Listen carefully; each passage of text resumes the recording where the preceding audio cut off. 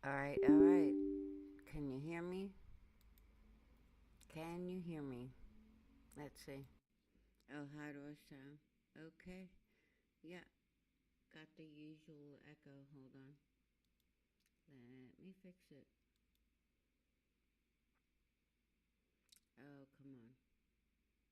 Oh, you gotta do. There you go. Oh, let me close some other things too.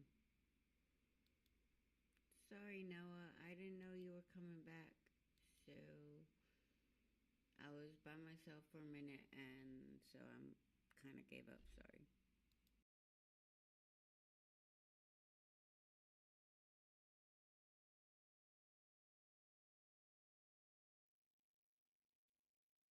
Sorry, Noah. I didn't know you were coming back.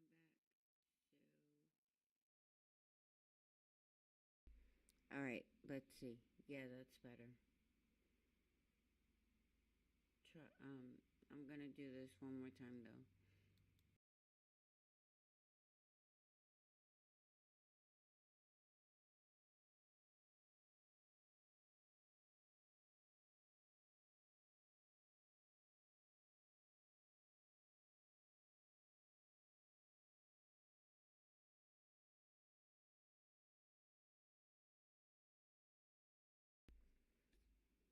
Why is this? Oh, there we go. It's better. All right, try this one more time. I didn't realize anyone would be coming back, so I'm trying this one more time.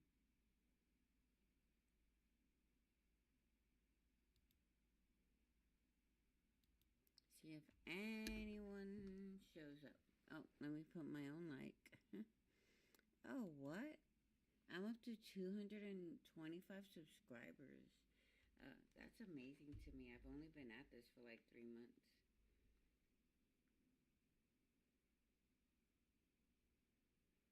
So, yeah, give this a few until someone shows up. And is that an echo? Yeah, sort of. I can hear myself anyway. There we go. And you can still hear me, and I can't hear myself. That's awesome. I hate uh, the echo, hearing myself talk and then into the headphones. So fix that. All right.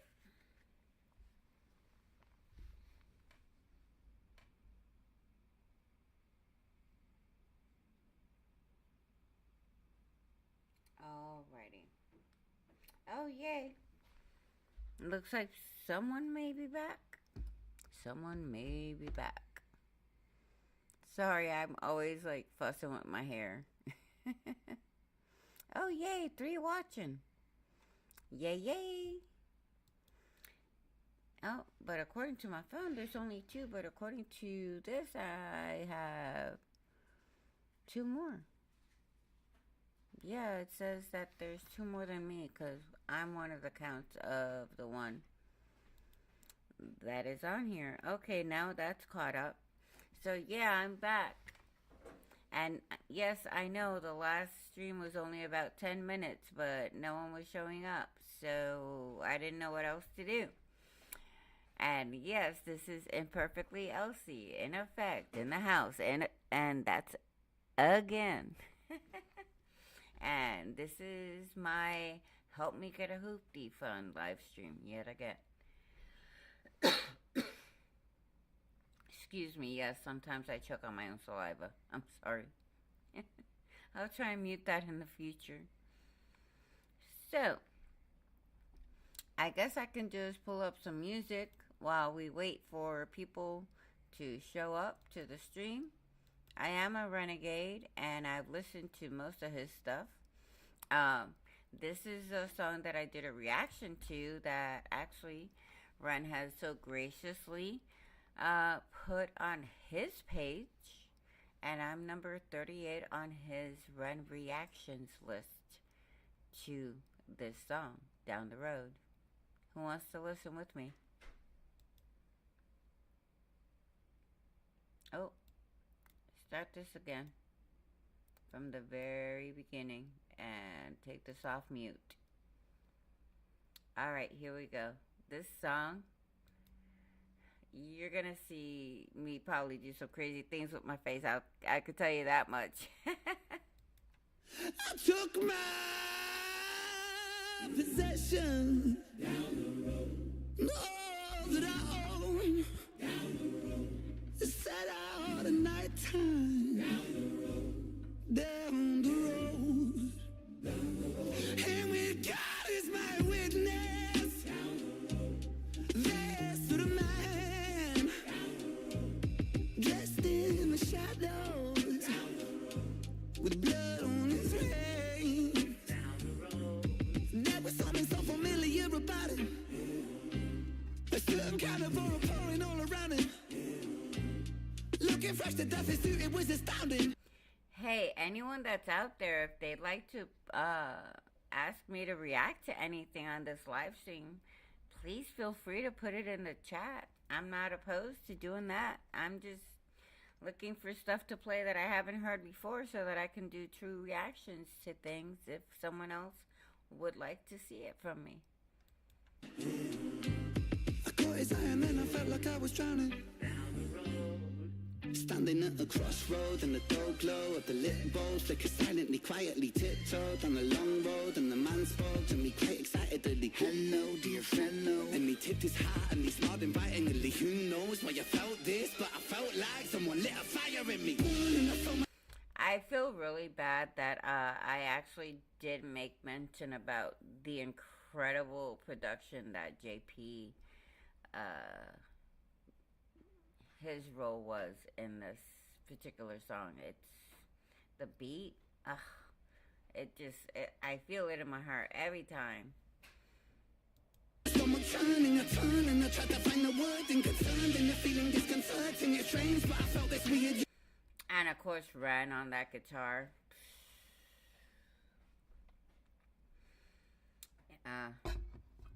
He might be stealing all the talent from the rest of the world, but I'm okay with this. Yearning and craving for something that was urging me over, and then they start conversing. I reached out my hand, he shook it during. He leaned in and said something disturbing. All I gotta know is your desires. Is it fame or fortune you aspire? To get about this life that you've been living. Follow me, I'll walk you through the fire. I got every type of flavoring. You should see the budget of the catering. I don't wanna come off as a salesman, but I got the taste that you've been savoring. Let your pain go, let the flames grow. Just the way the beats, it's like there's like skip beats here and there, I think. Like, I'm not a beat maker, I'm not a producer, but that's what my ears and my brain tell me. There's like them skip beat moments that I freaking love. I'll read every thought that's on your mind, cause I know you got a name, so why don't you just write it on this line? Here I got a pen and everything. Who needs a wedding ring? I offer the divine. I don't think you fully understand, but I promise that you will in time, so just make a choice. So I stood frozen. Is it ever really worth signing for that? And I leaned down to sign. I am incredibly happy that although Ren had his hardships in life, it did make it easier for him to break away from the record label contract that he had signed. And now he's doing it all on his own, and no one can silence his voice, and we're all the better for that. And thankfully, he is getting treatments to help him feel better.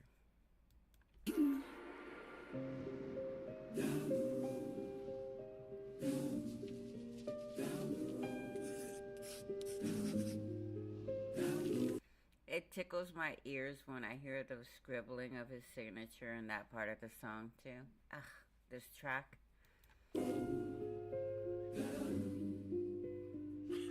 Here he comes. I still remember back where I was from. See, I was the favorite, the morning sun.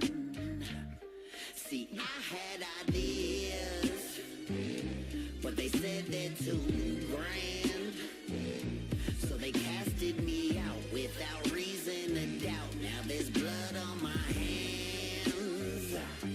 See, of a tongue. Yeah. I mean, I was actually thinking about doing like a Chris Webby Raw Thoughts 1 through 7 live stream. If you guys would like, I will go ahead and do that tomorrow. I will hit up my moms and see what they say about that too. I think that's a pretty good idea since I did do just do a reaction to Raw Thought 7, and that was a powerful, powerful freaking song right there. So I wanted to get into the other uh, 6 previous ones. I'm not sure if I've heard them all, but I'm pretty sure I've heard most of them. So I would just kind of like to do a deep dive and get a bit more on the Webby train on my channel. Uh, get more of his material on here because he is incredible too. They say I'm falling, but never run, following the calling. I've been all in with the barrel of a loaded gun aimed at the masses, Yeah, the darkness gon' get you. You can say a prayer if it helps you. That cross won't protect you from the light, bringing lost angel. Shit, I only came to entertain you, but since we made ourselves a deal, you gon' be my fucking puppet till it breaks you. I'ma chain you to the ground, I'll enslave you. Look around, ain't nobody coming here to save you. I'ma take you way down. Cause yeah, I know I've been around, but still I got some shit to prove. And I don't really give a fuck how it's gotta happen, but just know that you gotta fucking deal with the devil written. So shut up and listen to play me some blues, and just know the choice that you made today will be the last. And we about to get one of the best guitar solo riffs on the planet at the moment. Ugh. And this is coming from an 80s metalhead former snob. Thing that you ever choose.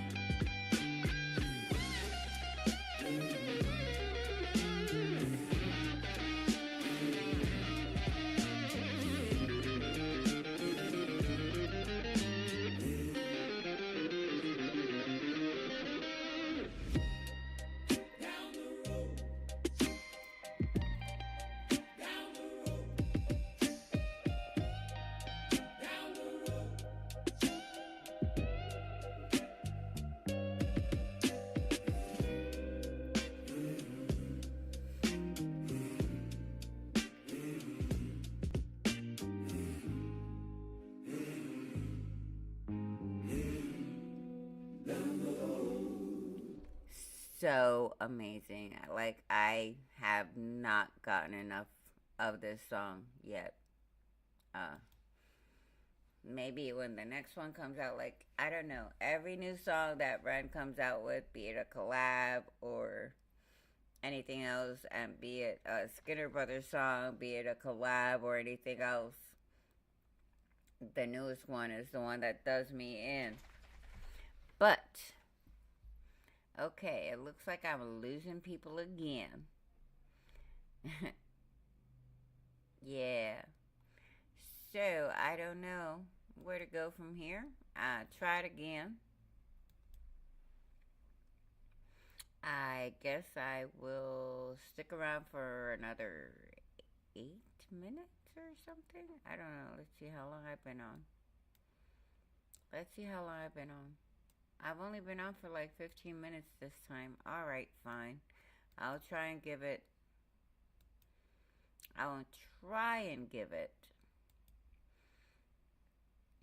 another 15 minutes. It'd be great if someone pulled up in here and asked me to react to something. I was hoping I would get someone to come hang with me. MGK just did a song with Fred Durst from Limp Bizkit. That's funny. But yeah, I'm thinking of doing a closer look into Chris Webby's Raw Thoughts 1 through 7 since I've already done a reaction to Raw Thought 7. And I think I've listened to a few of the Raw Thoughts 1 through 6. Probably not all, but I'd like to take a journey through all of them. So it looks like I'm not really getting people in here. So let's see. I'm going to try and give it to a half hour and see what happens. Ooh. Oh, yeah, that's right. Tonight, in half hour, there's a new Josh Johnson.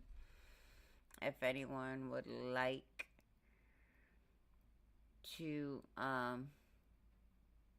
watch the new Josh Johnson with me, I don't know.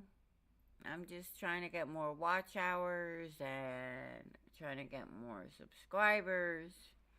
And yeah, y'all left already. So yeah, I'll give it probably another till about 5:40 just to try and get to the half hour mark, I guess. Cause yeah, I'll give it to like 5:40. That'll bring me to like half hour. So I guess I'll play some good music in the meantime. I don't know what to do anymore. Nobody, everybody is busy at the moment, and I can understand that. No shade. I promise, though, for real, no shade. I've been busy. I wanted to go on yesterday again, but I wasn't able to. And oh, I forgot about this South African artist that I actually got a chance to see him live in Phoenix before I moved 3.5 hours north of Phoenix. But yeah, his name is David Scott, but he goes by the name The Kiffness. And he does these like remixes with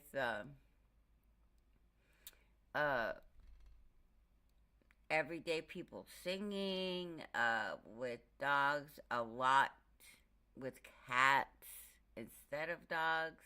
And yeah, I was hooked on this guy as soon as I saw. I think this is the first one I ever saw. Oh, no, wait. No, this is probably the second one I saw. There's like the first one he ever did that I got the chance to see. So I think he's an independent artist. And yes, when I saw him in concert in Phoenix, he was wearing that yellow tracksuit.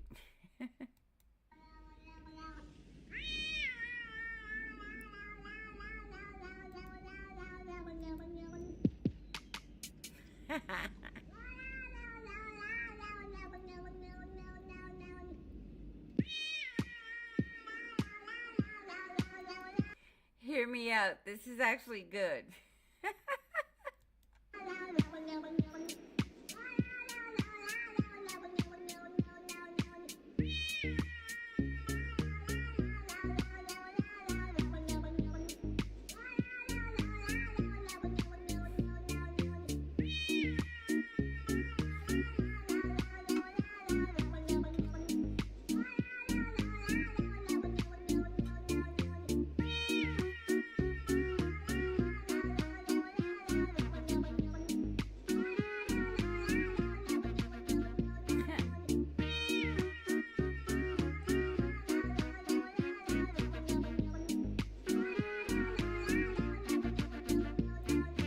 I don't know what to do, I don't know what to say, so I say, hey, looka, please go away, looka, hey, hey. I don't know what to do, I don't know what to say, so I say. The funny thing is, this guy is a pretty good musician.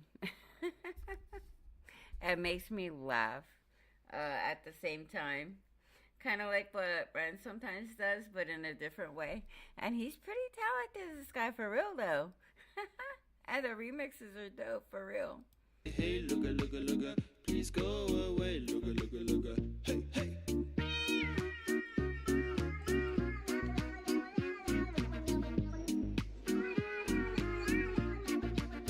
Please go away. It's just a song. Please don't go away, Noah. Hi, Noah. Thanks for coming back. I'm playing this South African artist that I actually got to see in concert because I love the wacky things that he does for remixes. And he like makes music on a loop and remixes cats, dogs, mostly cats when it comes to animals. And sometimes like everyday people singing a song to try and sell merchandise on the street. It's really cool. Hear me out. It's good.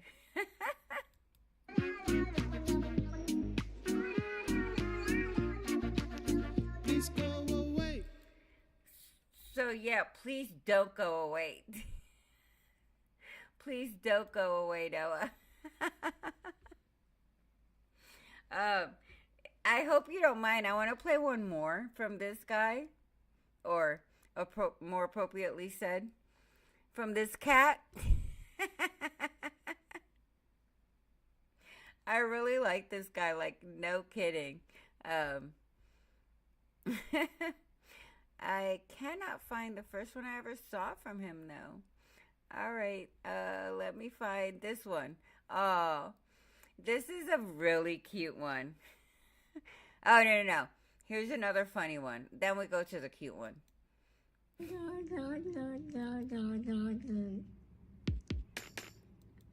Like he's doing the music all on a loop and stuff. I hope you stick around now. I know this is silly. But cats are the best. I'm sorry. And doggies are too.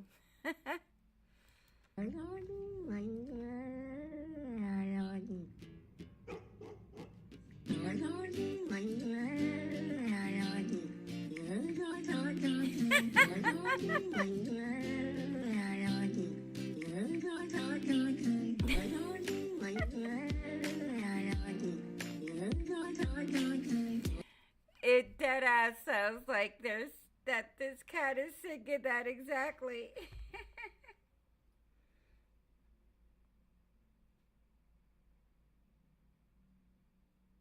Oh, that'd be awesome. Yeah, Lassie being there would be amazing. Uh, Family photo, if you will.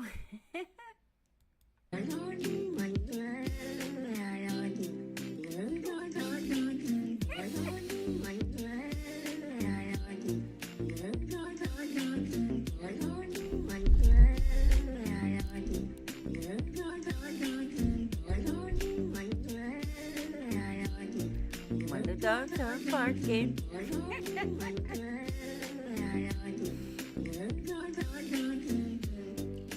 Kitty go purr when you hold on to his fur. Everything a blur. In a fast lane to the moon. Doggy go bark when you're cruising in the dark. Teeth so sharp, trying to bite him like a shark. No, he ain't coming down soon.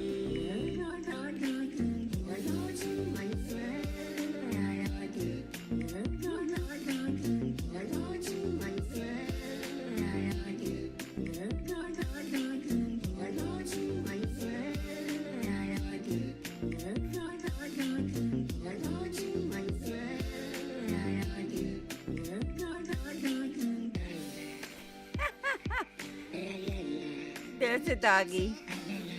A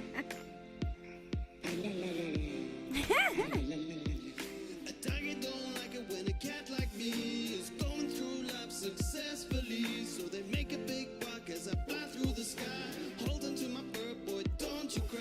Cause we're gonna make it now, break through the clouds. No more doggy barking, where are they now? It's easy to hear them when you're on the ground. But when you're up on the moon, you don't hear a sound. Doggy. I hear the doggy.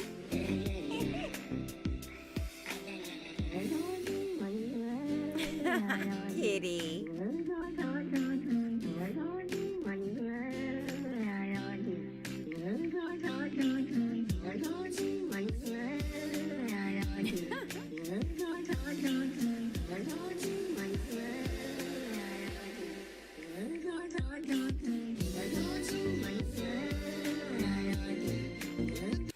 I love Head Bop Kitty in the background behind the guy, the Kifness.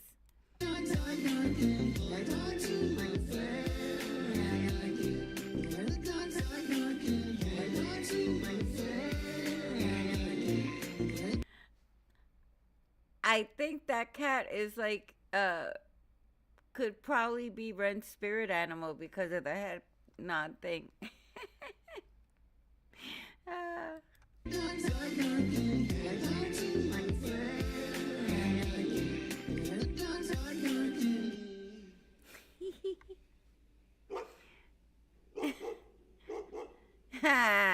and then he barks. That's funny. All right. So that was that. And this is this. I don't know. You want to have me listen to something? Noah, let's see if we get any more people in here. I wouldn't mind. Oh boy, he's got a spirit animal. Let's see this real quick. And if you want me to check something out, put it. If you don't mind putting the song name and the band or rapper or artist name along with the link, I'd appreciate that. No, just so I know what I'm getting into. I'm a curious one. Ha! Uh-oh. I mean, Oh no, I didn't mean to do that. Okay, here we go. Funny.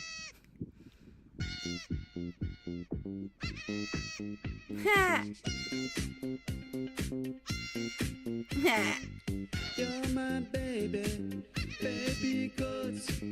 When I'm with you, I just float. 'Cause I just wanna be with you. Oh, 'cause I just wanna be with you. Oh. Too cute. Okay. I had to. That was too good.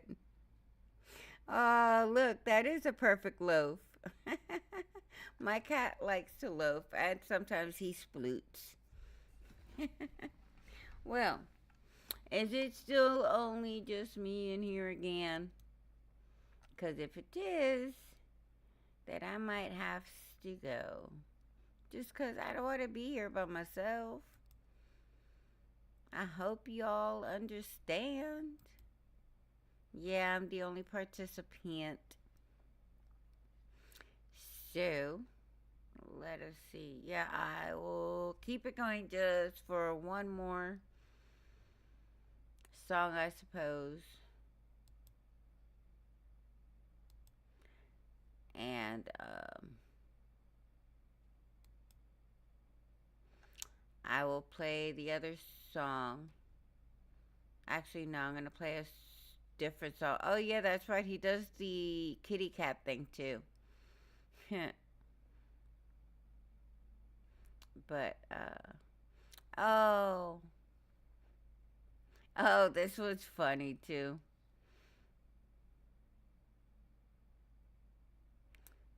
This one is very cute.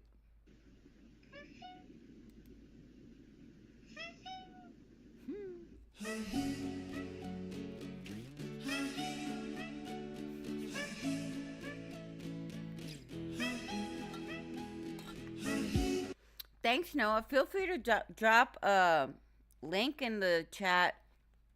I'll be happy to check into it for you.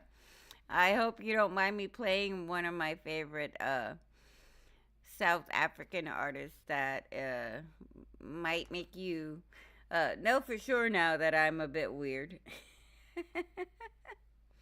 I even went to see him in concert. One of the one of my favorite small concerts that I've ever seen. And if you don't mind, Noah, could you let me know the name of the song and the artist before I click on that? And we're gonna finish listening to this cute short song. He did a remix with a cat's noises.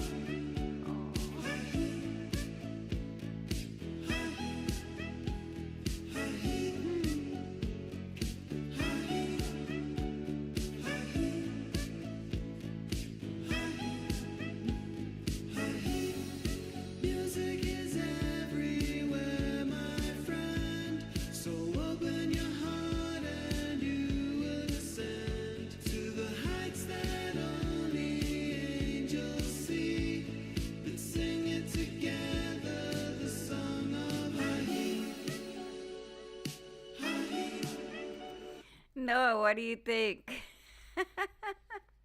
Am I extra weird now to you, or do you kind of like this thing? I don't know. I just like the way it makes me feel. Aw.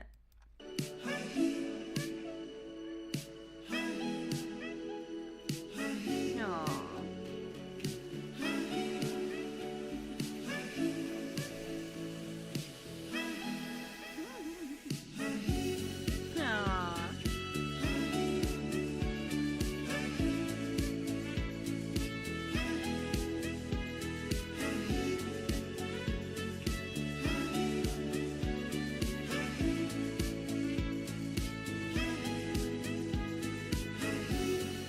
Open your heart and let the music flow in. Awaken the universe that's lain within. This life can be magic if you open your eyes. A cat is a symphony in disguise. I'm glad you're enjoying this. Yeah, I was actually so happy to see this guy in concert. I couldn't believe he was here from South Africa, I'll tell you that much. I'm like, yep, gotta go. I was also not living 3.5 hours from a venue at the time, so I could take public transportation. So, still on my help me get a hoopty fund path over here.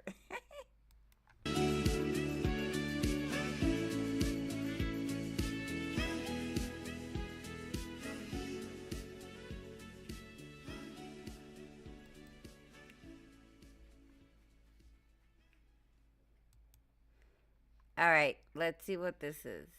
And I'm glad you liked it, Noah. I like to introduce people to things that are out of the ordinary.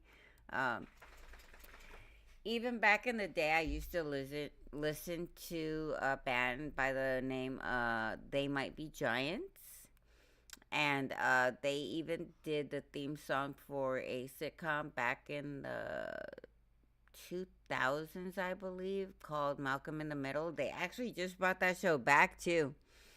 Um, they Might Be Giants is the name of the band that did that. That what you call it, that theme song, and I got to see them in concert. So yeah, I kind of like out of the ordinary things too. There's also like this heavy metal band that I like by the name of Necro Goblicon, because they have like this mascot that goes on tour with them even, and put in the music videos that is literally a goblin. But okay.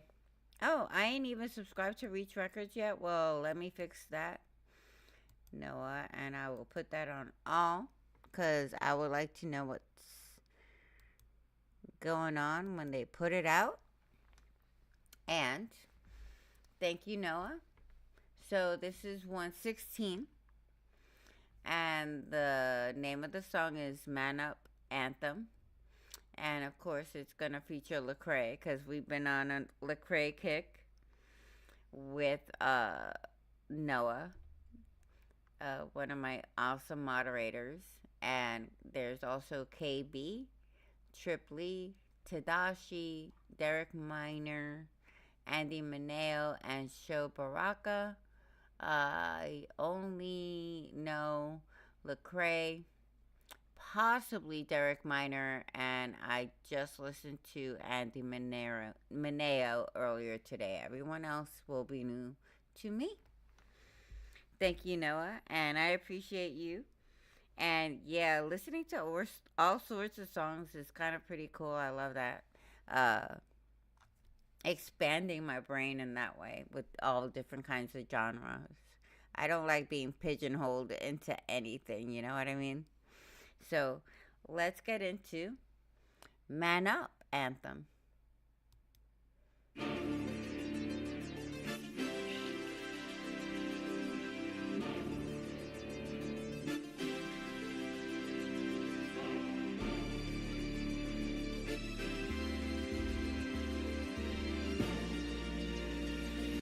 Well, I already like that t-shirt before the beat really comes in and before a bar has been spoke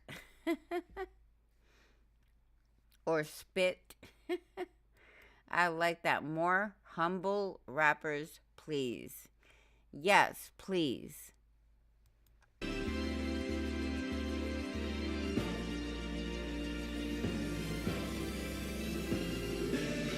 Mama wants some Obama in me. The hood won't pop, hip hop wanna see the common in me. And since it's a senseless contradiction, I end up a misfit trying to fit in.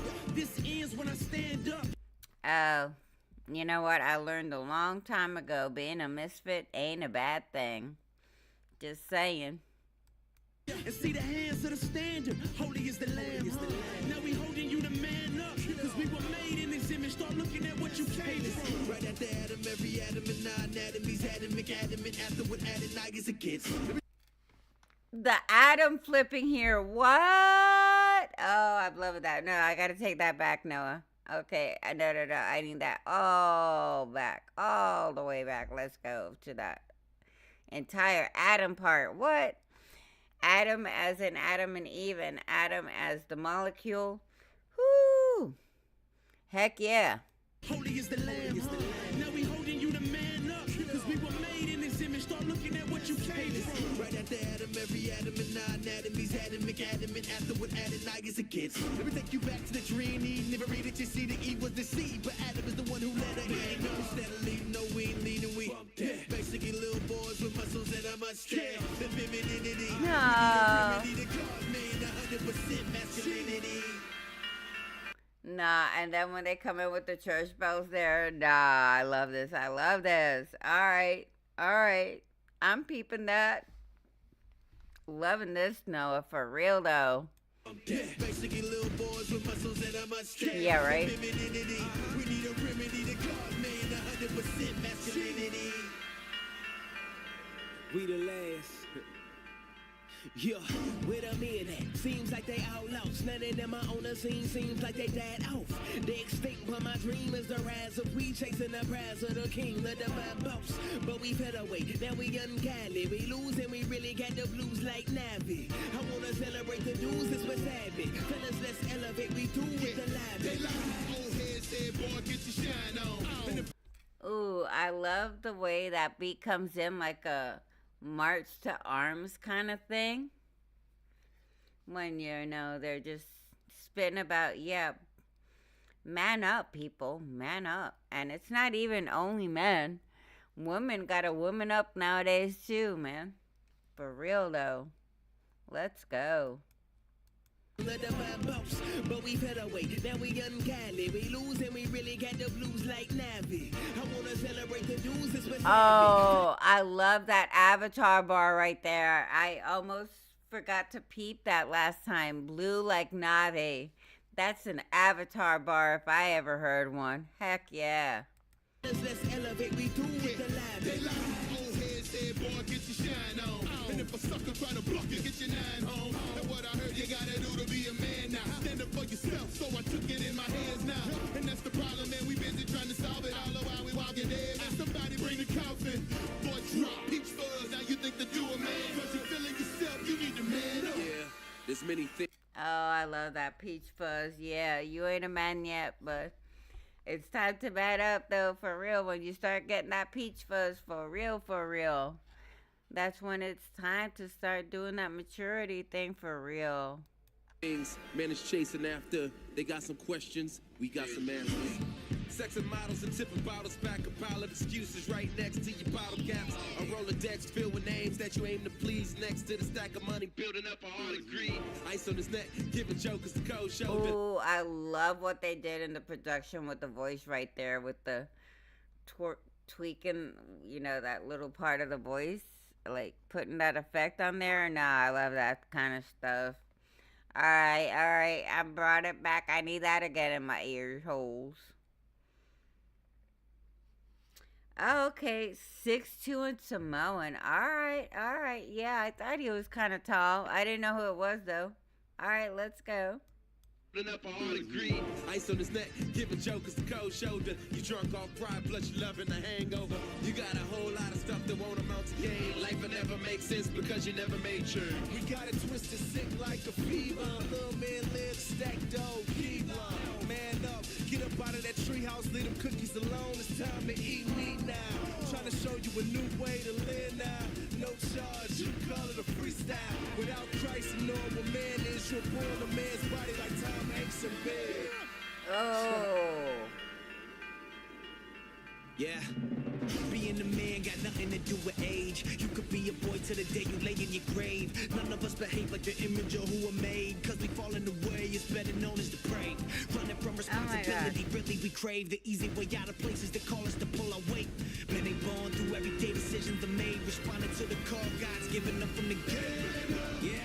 Let the process begin. Separate the boys from the men. It don't matter how you started. Partners about how you end. Jesus is the motto. Follow us, we gon' follow him. We the last of a dying breed. It's time that we.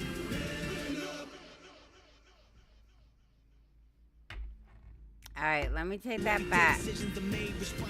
I'm gonna take that back a minute because I was a little distracted. I'm sorry, Noah. I forgot to repin my PayPal for anyone else that wants to come in. Cause yeah, it still is a help me get a Hooptie fund live stream after all. No obligation. Just having you here and help me get my view hours is thanks enough too. So absolutely no obligation. And subscribing is free, don't forget. Really we crave the easy. Same with the hitting the like too, don't forget. And hey, sharing's free too if you want to tell your friends.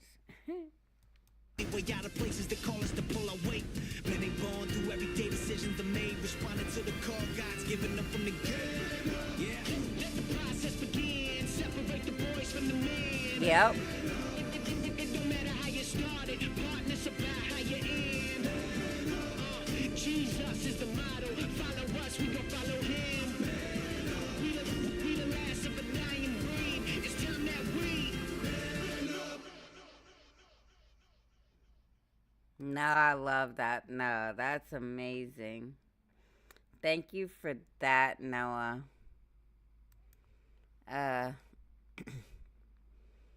Well, Noah, you mind if I play another one by the Kifness? It's one he did with a bird. 'Cause, yeah, why not a bird too, right? So, I'm still trying to wait for anyone else to want to come join us, Noah. I don't know what to do. If you want to share the stream and remind people I'm here, I will go ahead and play the Kifness with Ginger the Cockatiel. And the name of the song, I believe, is Cookie. Cookie. And you'll see why I said it that way.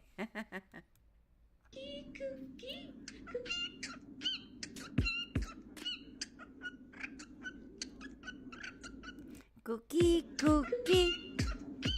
Cookie, cookie. Coco, coco, coco. Coco, coco, coco.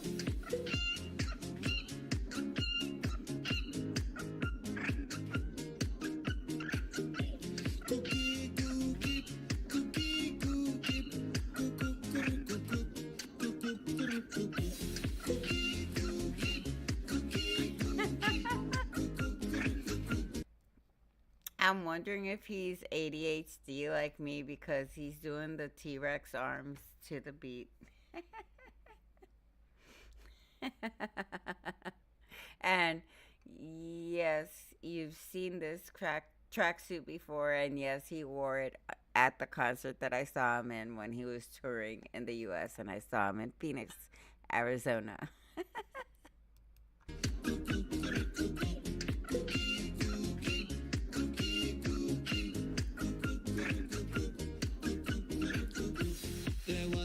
cockatiel who sang cookie cookie. The doctor told me that it's not a normal melody. The song had a supernatural ability to cure any sadness for you and me. Oh baby, why don't we go down to the cockatiel, a song that only we know can make us feel alright. Oh baby, why don't we show everybody how we go to the cockatiel, it makes us feel alright.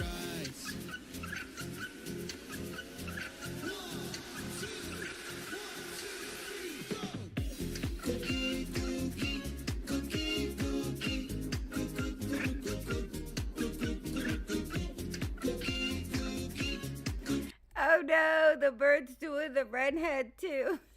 The redhead bop. Just like the kitty earlier.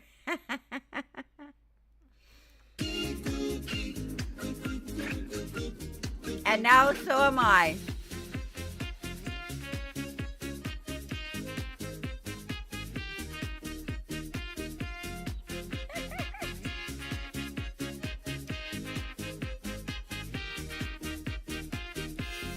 Everybody singing the key cookie, restoring our faith in humanity. I once was blind, but now I see. We all depend on a key cookie cookie. Oh baby, why don't we go down to the cockatiel, a song that only we know can make us feel alright. Oh baby, why don't we show everybody how we go to the cockatiel, it makes us feel alright.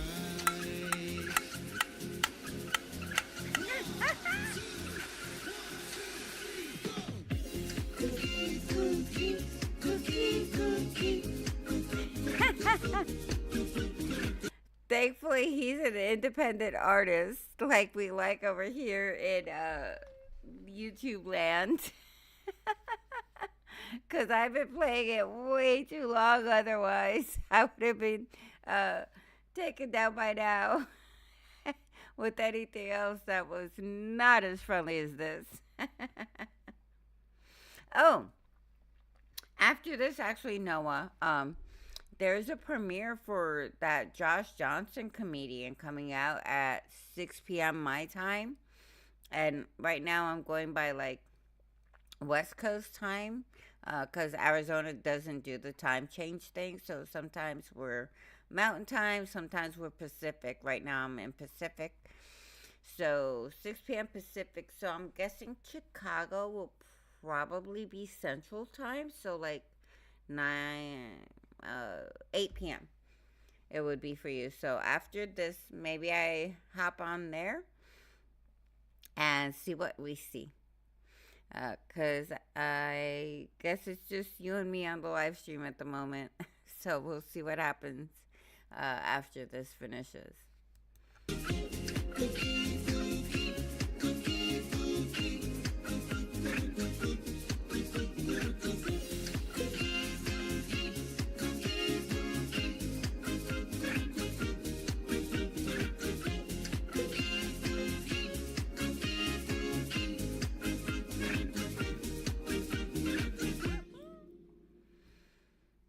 I love what this guy does for real though.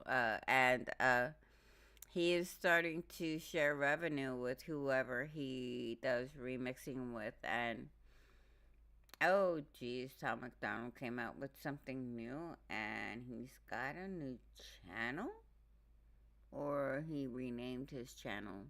Huh. Alright, so if anyone still wants to hang with me, what I'm going to do is go on to... I know, I'm about to go there, TD, if you want to hang. I'm also doing Help Me Get a Hooptie Fund. Any donations are welcome. Also, you can do it for a request. Or if you just enjoy the content you're seeing, it's up to you. So yeah, I'm about to go there like right now. And here we go. Let's see what it looks like if I... Ooh, maybe I even get Oh, turn my sound down. All right. Well, I can't turn my sound down yet until. Here we go. All right, I'm turning down the sound just in case. And I'm also lurking in the chat. I wouldn't mind getting a membership and sharing that content. And yeah, he ain't lying about the volume. Pretty loud even in my ears. And now I'm too loud. What's going on over here? All right. Yay, TD in the house. Yeah, we're going to do some Josh Johnson again. And this one's new to me, so it's going to be an honest reaction. I think most everything else I watched I already had seen. I just wanted to introduce you guys. So, all right, let me say hi in the chat. And I got to do it the hard way.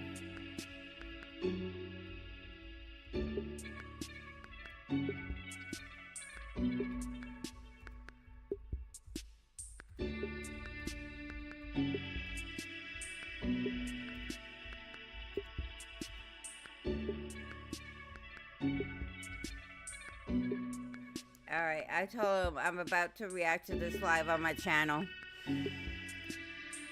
Let me put my like in. Already 280 likes. I'm number 280. Ooh, he has about the same amount of subscribers that Ren does. I think Ren has a few more. Why is it so loud though still? Started 105 seconds ago. Wow, there's almost 3,000 of us in here. That's crazy. Yay! Here we go. All right, let's see what happens when I do this. All right. Yeah, there we go. And I'm going to take away the chat because I don't want to be distracted. Josh Johnson in 3D. I miss 3D. Like the old 80s 3D. Ooh, I'm in 3D. Yay, 3D. Good popcorn. Love popcorn. I try not to think of like image all the time, you know, like not think about how you look or how you come off all the time. That's exhausting.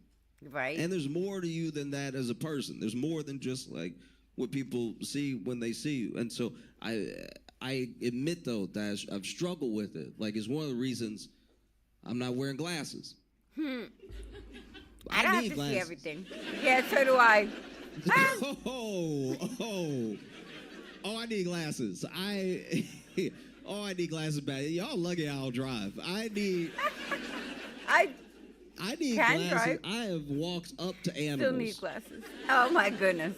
Sure, they were different animals. That's bad.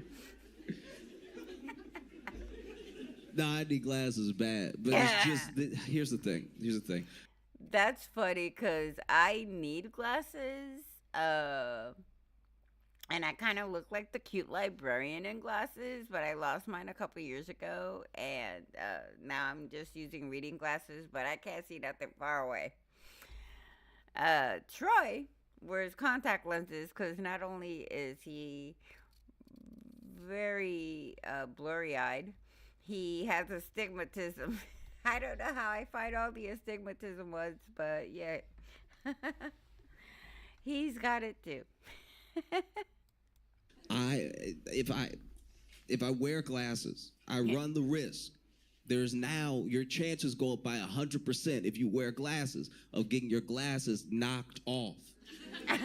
Now, if I get my glasses knocked off, I have to find my glasses.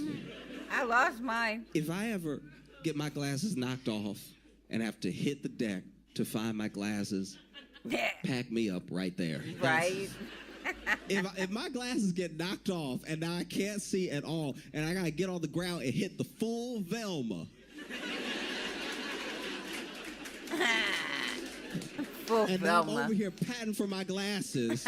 And every time you feel for your glasses and you don't touch glasses, it makes you look more blind. So now My hand might be right next to my glass, and I don't know what it is in us as people. We will stand there and let somebody fight to find their glasses. I did it too. I didn't even realize I was doing it. One time, we were all playing around. We were playing dodgeball in gym class, and my buddy got hit with the dodgeball, and he barely dodged it, but it hit the top of his head, knocked his glasses off, and he needed his glasses bad. And so he immediately dropped it. And he said it because I guess whenever they fly off, you say it. I don't know why it comes right out of your mouth. If you get your glasses knocked off, you say, my glasses. We all know what just happened. We all saw it. You didn't see it, but we saw it. And now you over here screaming, my glasses. And then he hit the ground and was looking for his glasses and full on. No, yeah. I've seen people do that. I'm like, I just don't want to step on him. But I'm like, over there. I'm a klutz. I would step on him, I swear. I thought, okay, Scooby-Doo's a cartoon. They're exaggerating for comedic effect, whatever. Not he was really. fully missing his glasses. Wouldn't even slide his hand. Was just tapping the wrong place around the glasses nonstop. Wait, did he say Velma and now he's saying he? That's even funnier. Velma's a chick. I didn't mean to watch him to be mean. I wasn't even thinking. I was just like he talking about his friend. I'm like, oh shit. I was hoping you didn't think Velma was a chick. I'm sorry, my bad. he bound to touch it eventually. Yeah. And then everybody else started screaming out instructions. They were like, no, little to the left, little to the... And we weren't bullying him. No one was like we were trying to help. And it didn't occur to me until he grabbed him that I was like, oh, I was right there. I could have picked him up for... And ever since then, I've just been thinking about that because there's something about, okay, I don't know what this is. And maybe I'm wrong. Maybe it's just the instance that I saw. But there is something about bending over to find your glasses that makes you hinge your hips in a way that is unflattering. Maybe it's the panic. Maybe it's like, you know what I mean? It's like the urgency might be what does it. But when he bent down. I never even thought about that. Yeah, it's like, boom. Down to pick up his glass. He didn't just bend up on all fours like you would think. He really he. That's what I just said. It was up in the air in a way where I was like,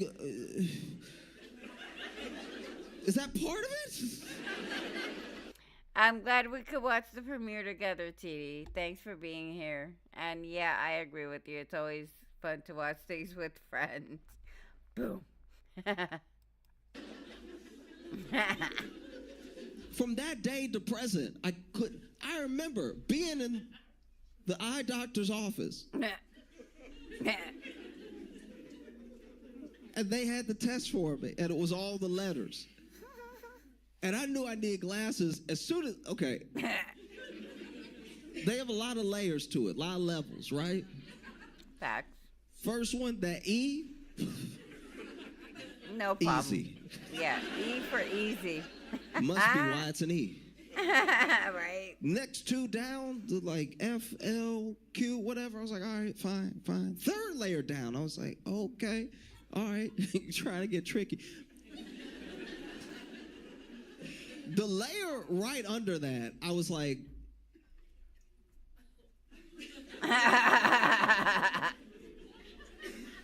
and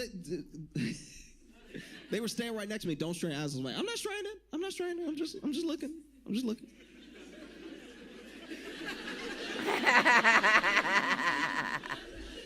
They were like, well, what do you say? Give me a second.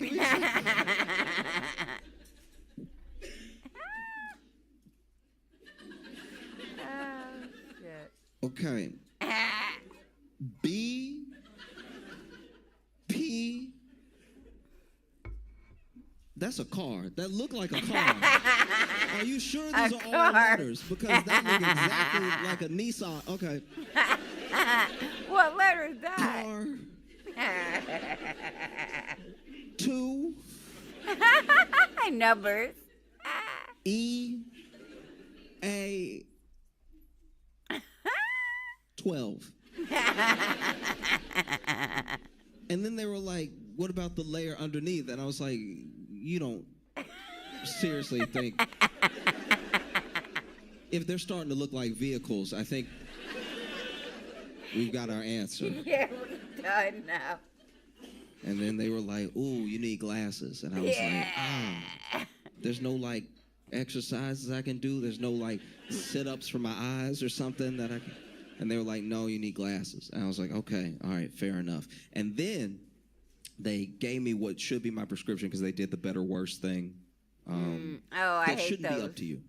All right. That's a crazy thing that we do. That's insane. Right.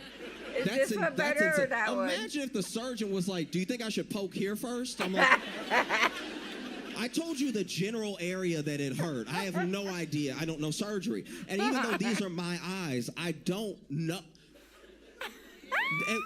At a certain point when they were like, better. Yeah, I'm like, I don't know, better or worse what? I was lucky the last time I did an eye test. I was doing this, and I passed. Or worse, I was like, that one had to be the same. The thing that you just did just now. Right. And then, that's why I was like, okay, is some of this like a placebo? Like, are they trying to trick me or something? And then they would go like better, worse, better. And then I confused them because I started saying stuff was better that I had said was worse already. But then I was like, but why are you trying to test me? It went from feeling like an eye test to feeling like the type of test your girl gives you when she knows you did something wrong. You know what I mean? Like, no, is it better or is it worse? Is it... No, you tell me. You tell me what you think. Yeah, right. No, I can't answer for you. I can't do that. And so now I'm like, better, worse. Then there was a moment where I was like, in my head, I did not say this out loud, but they had done the thing so many times that I was like, maybe I can't see. Maybe I've been going off of instinct this whole time. Maybe my sense of smell is so good that I've been just dared down. Or like maybe it's the echolocation, right? All right, I'm going to finish my book that I didn't finish earlier. This is so funny, and I'm glad that I'm watching it with you guys in here.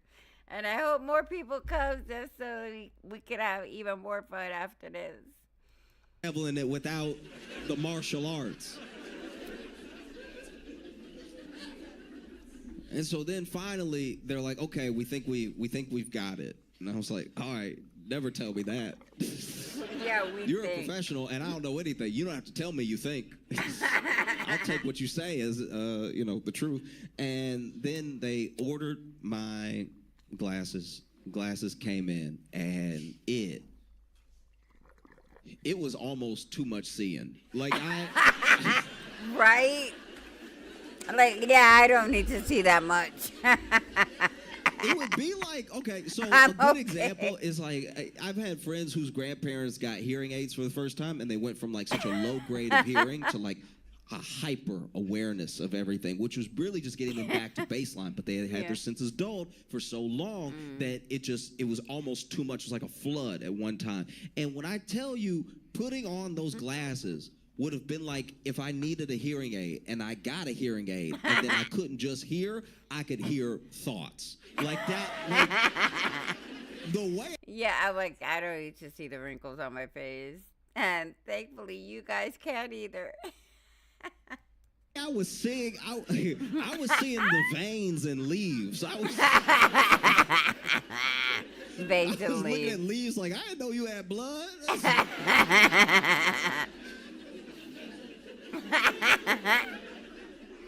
No, this is incredible. It was incredible, truly. I put them on, and I even said to the optometrist, I was like, this is almost too much.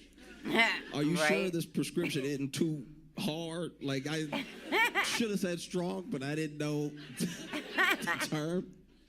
And they were like, no, you'll get used to it, and you may experience like a slight, headache as you adjust. You start wearing them more often, stuff like that. And I was like, okay, cool. And then I'm walking out with glasses on for the first time. I'm not even considering like how I look with glasses versus without glasses. I'm not even really thinking about that. I walk out the optometrist's office, and immediately, almost, not quite. Oh my God. Closed captions out here are sometimes such BS. It translated optometrists to Leontos. Get clipped by somebody on a bike.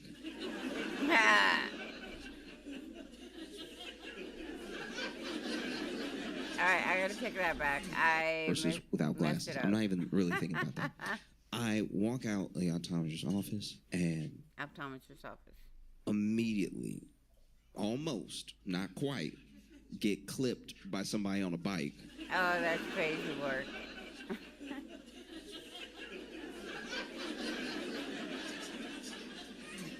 And I was like, you know what? That's enough seeing for today. Okay? Yeah, right. Let me go ahead, pack these up. And so I have them, but I just only when I'm like going to an event, like if I'm going to an event and I have, seats pretty far back, I will wear the glasses so I can see regular. But that's what binoculars are for, though, to be fair. I did say it.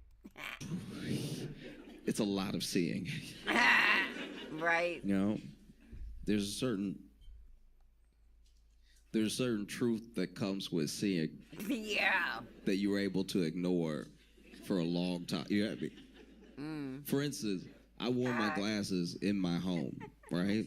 Went ahead and put them back on because I was like, at least if I gotta look for them here, it's me. But I got all day to find them if they get knocked off my head, right? Right. And I knew that I needed to clean up a bit. But looking at my apartment with glasses, I was like, oh, no! You see everything. There's too much to do. Yeah. I think I have to move. Even being online now as like a young kid, I can't imagine it. Like I talk about it a lot, but I just was very, very lucky to get the type of internet I got. I think here's my thing. I think I look at the way that I came across the internet like the way a kid should get their first car. Like your first car actually shouldn't be nice. No. Like it shouldn't be amazing. It's your first car. You'll get another one. Yep. It's your first car, and you're 16 or whatever, and that's if you're able to get a car at that age. Like if your parents have money for a car, I think it should be something that's like something maybe you don't want to drift in. You know what I mean? Right. Do you know, like no Tokyo drifting there.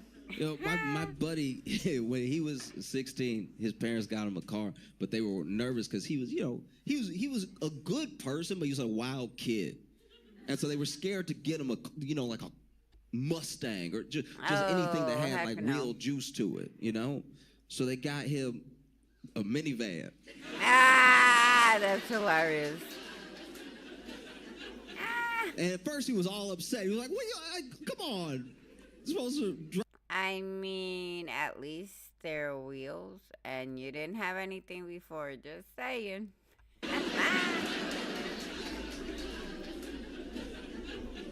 And at first he was all upset. He was like, come on. You're supposed to drive up to school with this thing? And they were like, you can tell him it's ours. Like, you don't have to show it off to anybody. And plus, you wanted a vehicle. You wanted to be able to get from point A to point B. Exactly. Now you can bring more friends.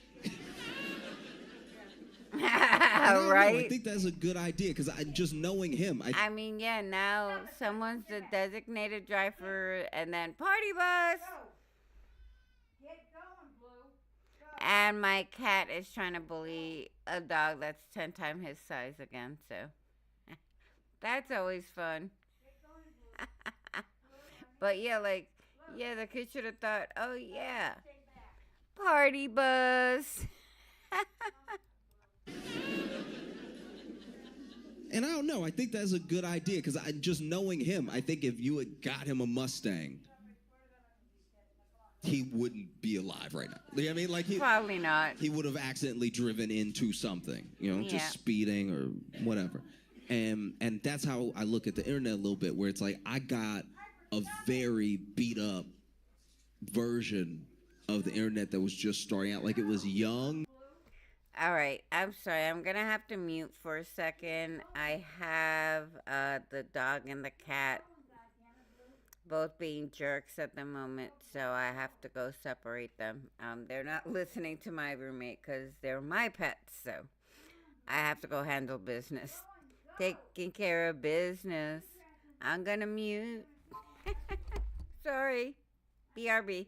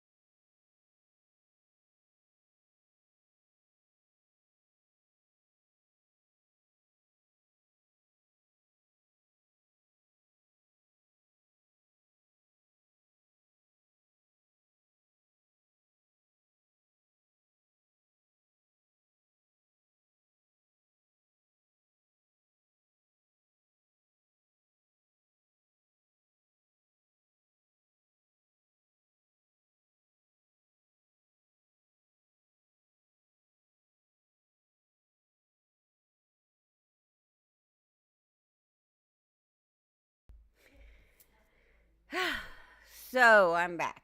Sorry about that.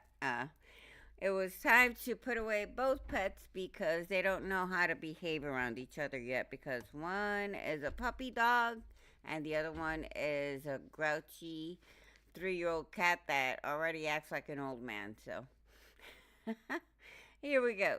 So boy, let me bring that back a sec because I was not paying attention either. So here we go. Thanks for not leaving everyone. Sorry. He would have accidentally driven into something, you know, just speeding or whatever. And that's how I look at the internet a little bit, where it's like I got a very beat up version of the internet that was just starting out. Like it was young, but the tech was old immediately. Yeah. You know, like there was one time I had a computer, I had a desktop that had eaten a floppy disk. And so that was just a function you were never going to be able to use. Like, That's hilarious. like, yeah, it was just, oh yeah, no, you can't print from this one. This isn't the type of computer that talks to printers. Jeez, wow. And so I look at the internet now and I look at it as that sort of like Mustang. And kids are getting online and it's like, you're 12. You're a baby. And this thing has so many opinions. Oh. And a lot of it's bad. Like, I would even say most of it is bad. You know, there's some SpongeBob, but outside of that. So. And you actually even realize that SpongeBob's kind of bad once you understand all the jokes. Because I love me some SpongeBob, that's for sure.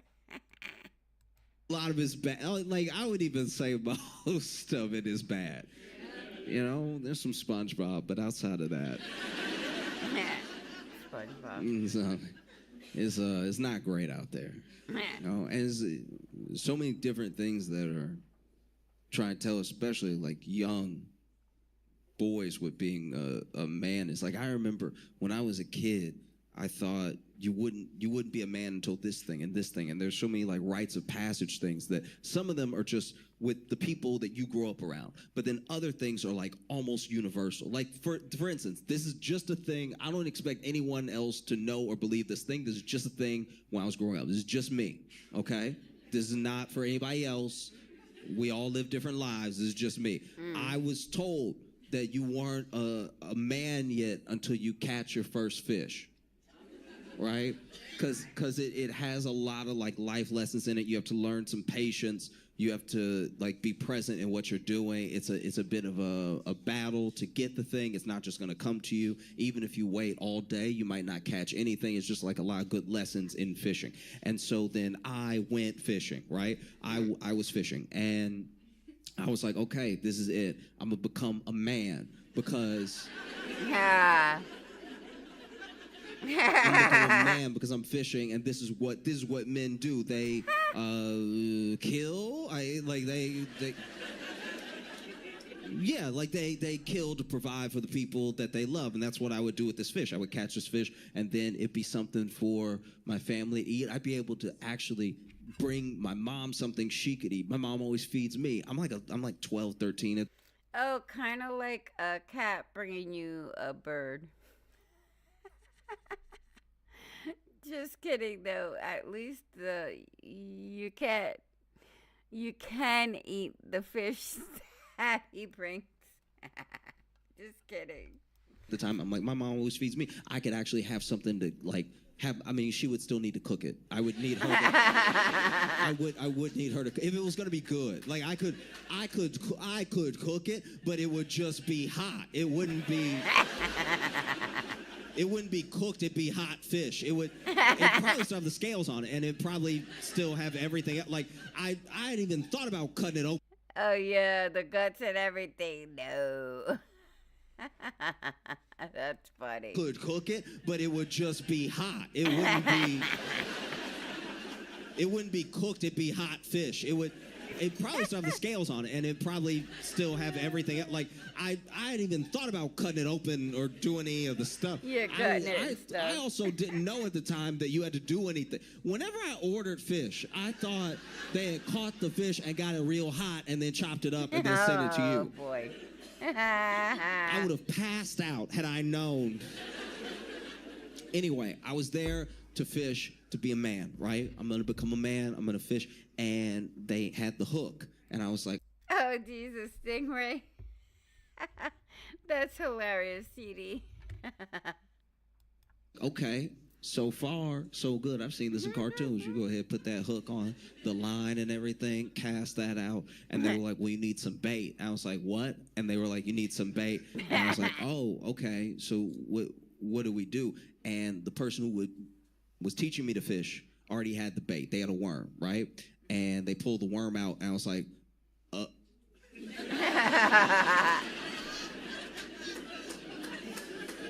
what does that have to do with anything? I feel like you're mixing activities right now. Like, that's very weird that you would bring worms to fish. And then he was like, no, the fish is gonna go for the worm. Like the fish is gonna, the worm is the bait that the fish will, that's what we'll use to catch it. He was like blown away that I didn't understand this concept. He was like, he had to.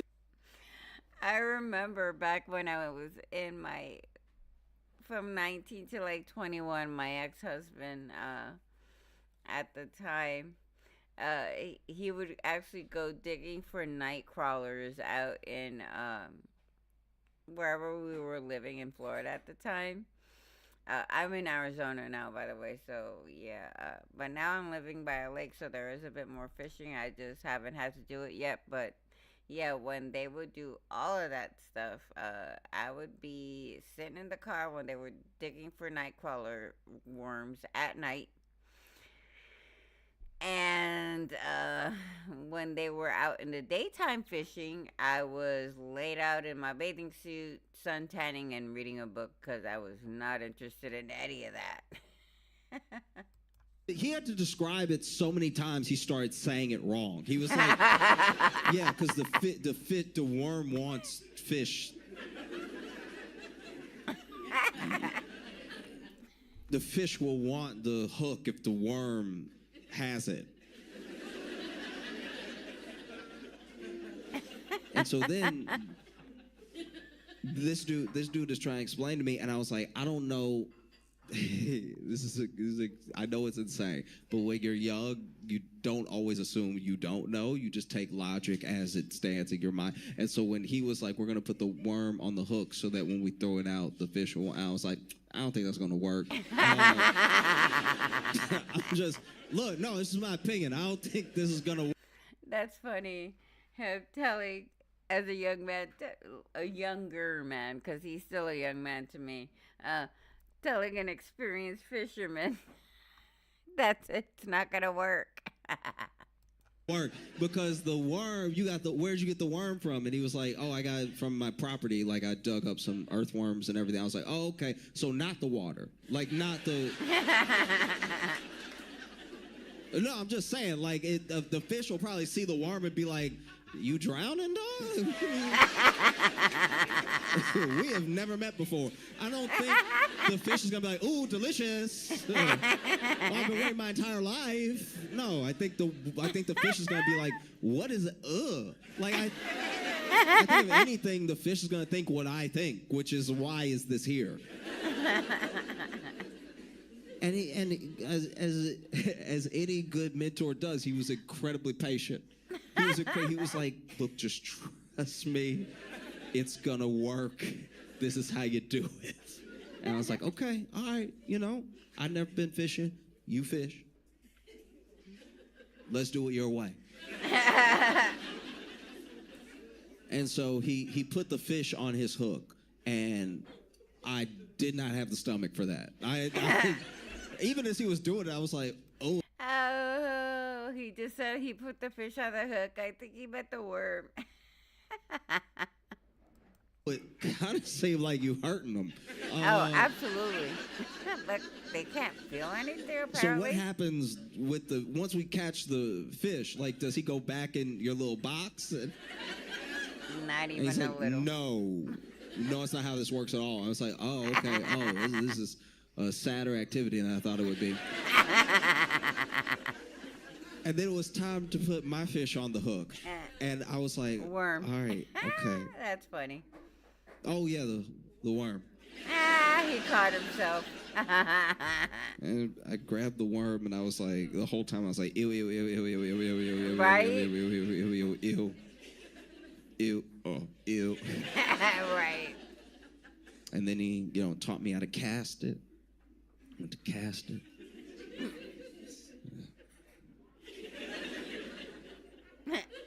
Probably did it more times than I needed to because I kind of liked casting. I was like,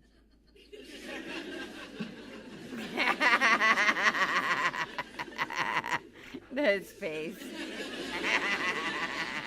Like what I was doing didn't even make sense. I was like, I didn't like how it fell.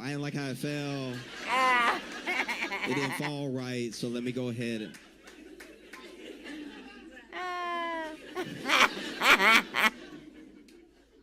Finally cast out. He's like, you gotta stop. There's no way the fish still wants.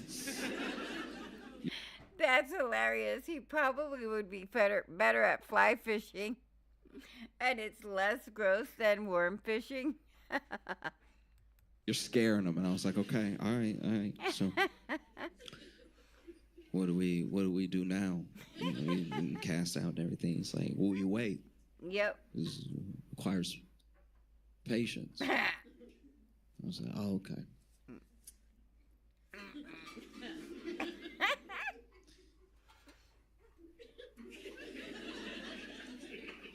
Hey, you sure about the worm thing? Like, you feel completely confident that this is going to work? He's like, yes, it works. Eventually. Okay. Took a while. I don't even remember how long. It took too long. It took a ridiculous amount of time. Does. It was deeply frustrating. This was why when I was taking fishing, I'd put on my bathing suit, sit out in the sun for tanning, and bring a buck. 'Cause I could with the fishing.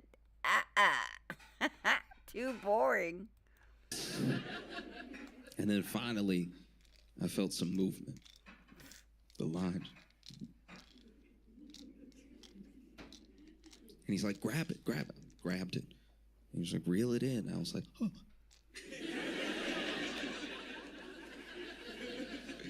Because then I started to reel it in, and he was like, no, give it a little slack, let it think it's getting away. And I was like, oh, okay, but it's not getting away. He's like, no, but if you just pull, it might break loose. Yeah, snapping the line was always a thing. Oh, well. Even though Piper's kenneled up, there's probably some commotion happening where she hears sound outside the door. So there's Piper again. Hi, Piper. Hey, Jay Millie. Thanks for joining. I just did a nicotine lozenge, but I haven't had a patch in like a couple of weeks.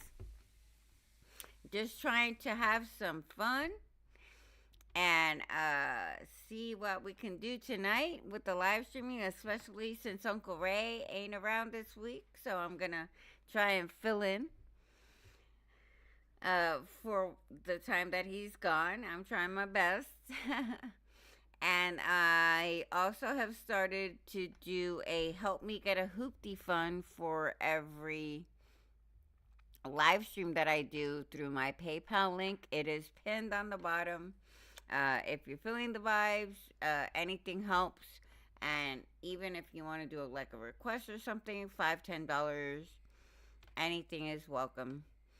And I appreciate you. And of course, Jay Mully, since we're on YouTube, independent is better way to go, or at least an independent label if you must go with a label of some sort. But appreciate you being here. We're doing some Josh Johnson. This one just premiered not too long ago, and we're about to finish. Really funny. This one's called Looks Maxing is Making Men Miserable. Not sure what that means, but they're talking about fishing right now. A little slack, pull it back. I was like,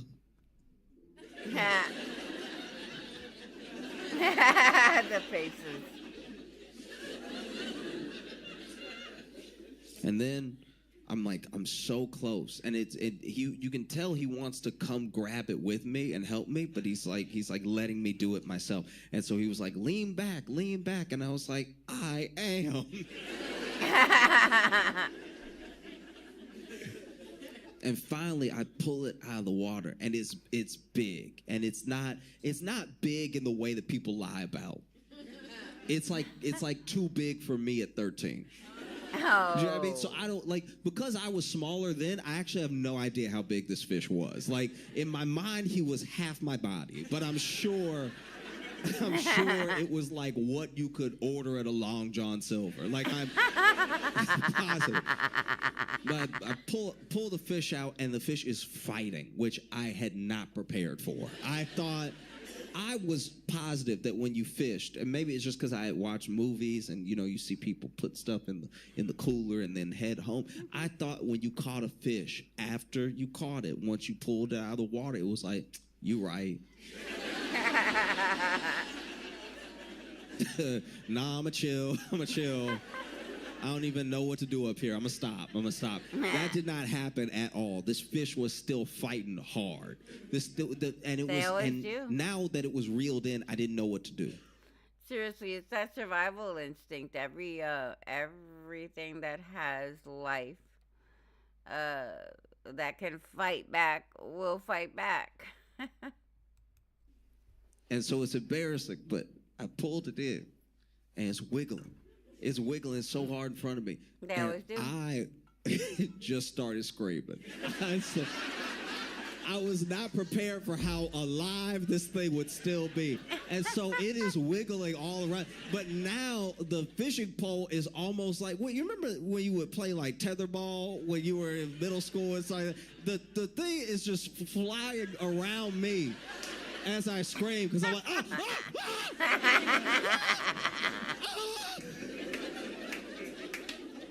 I'm guessing he didn't feel very manly after that. That's too funny. And I hear him, and I know he's still next to me, but he sounds 1,000 miles away. And he's like, grab it, son, grab it. I don't know why I closed my eyes, but I was,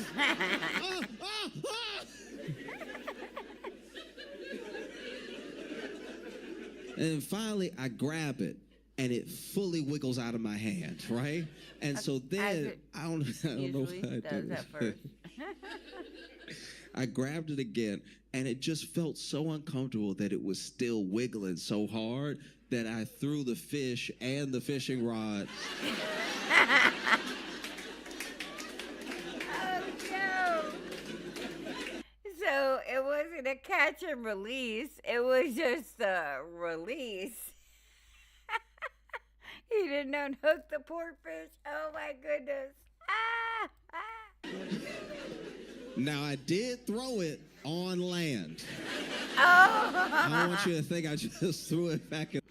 So, okay, it wasn't a catch and release. Back into the ocean, okay. That's hilarious, so even more. The water and lost two things. No.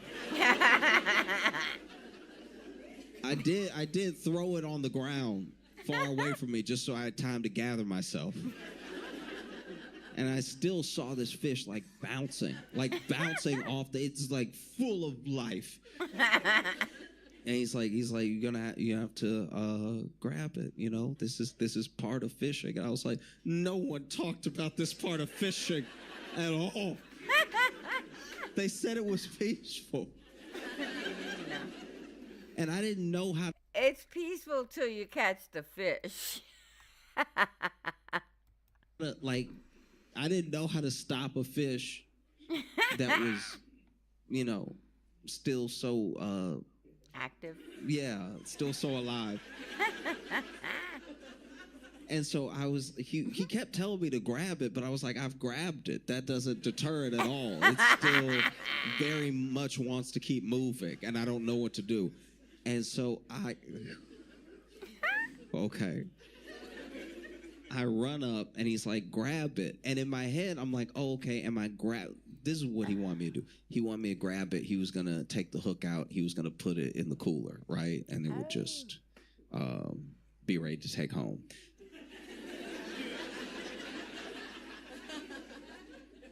I didn't know any of that because we hadn't discussed any of it, because maybe he also didn't think I'd catch a fish today. And so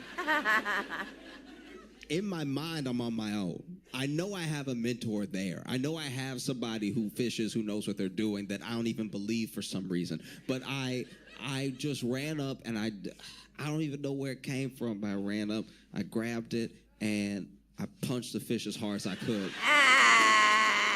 I mean, that's effective too.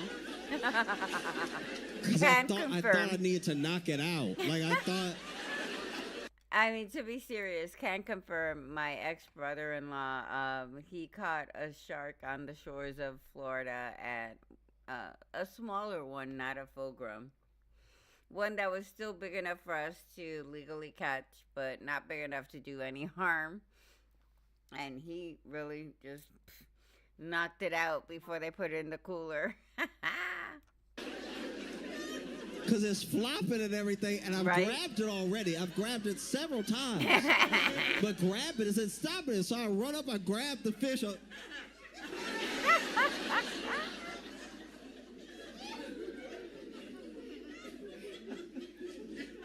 it stopped moving. And I threw up immediately.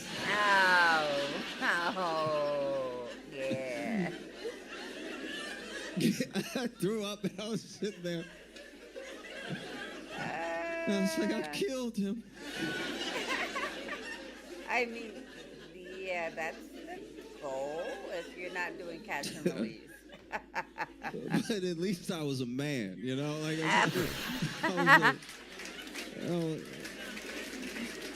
now I had my manhood. Manhood looked a lot like tears and a little bit of vomit. So I'm guessing that's like his version of a bar mitzvah, because he was 13, right?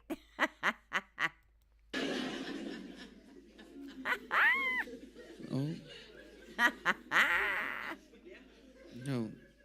Because you see it happen, especially online right now. You got all these young men online that are taking so much instruction, taking it as absolute truth what people that are barely older than them have to say about life, and things that aren't helping them, things that are like really toxic. Like you see like these young boys now are getting swept up in this thing called looks maxing, right? And looks maxing. Okay, here we go. We'll find out what the heck looks maxing is and why this is titled looks maxing. All right, let's go back. Let's get into it. Let's see how funny this is going to be, because Josh is pretty funny and he has a pretty funny perspective on things. So I'm looking forward to seeing and finding out what the heck that looks maxing is. But apparently it's making them miserable. Let's see why. Instruction, taking it as absolute truth what people that are barely older than them have to say about life, and things that aren't helping them, things that are like really toxic. Like you see like these young boys now are getting swept up in this thing called looks maxing, right? And looks maxing, you almost don't need to know any of the terms, because everyone keeps coming up for, we do this every generation. Everybody comes up for terms for stuff that like already exists. Yeah. Does already just exist. So then True. There's terms like, what tier you are, especially like in the sort of marketplace of attractiveness. And the thing that's really tough about it is that to even try not to engage with it, it still makes you think about it. Everyone thinks about their appearance to a degree.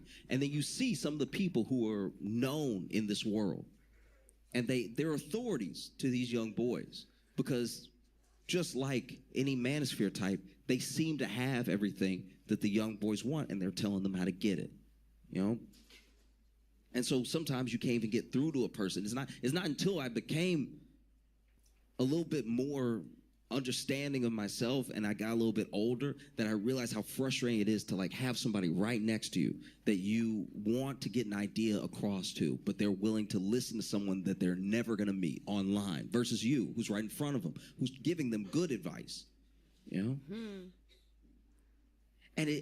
on its face, it just holds so little value. It's this idea that everything really does just come down to your looks, how you'll be treated, if you'll find a partner, all this stuff. If you'll be able to get certain jobs, if you'll be. I mean, luckily the people that I surround myself with are more into my personality than my looks. And I'm also more into a person's personalities than their personal looks.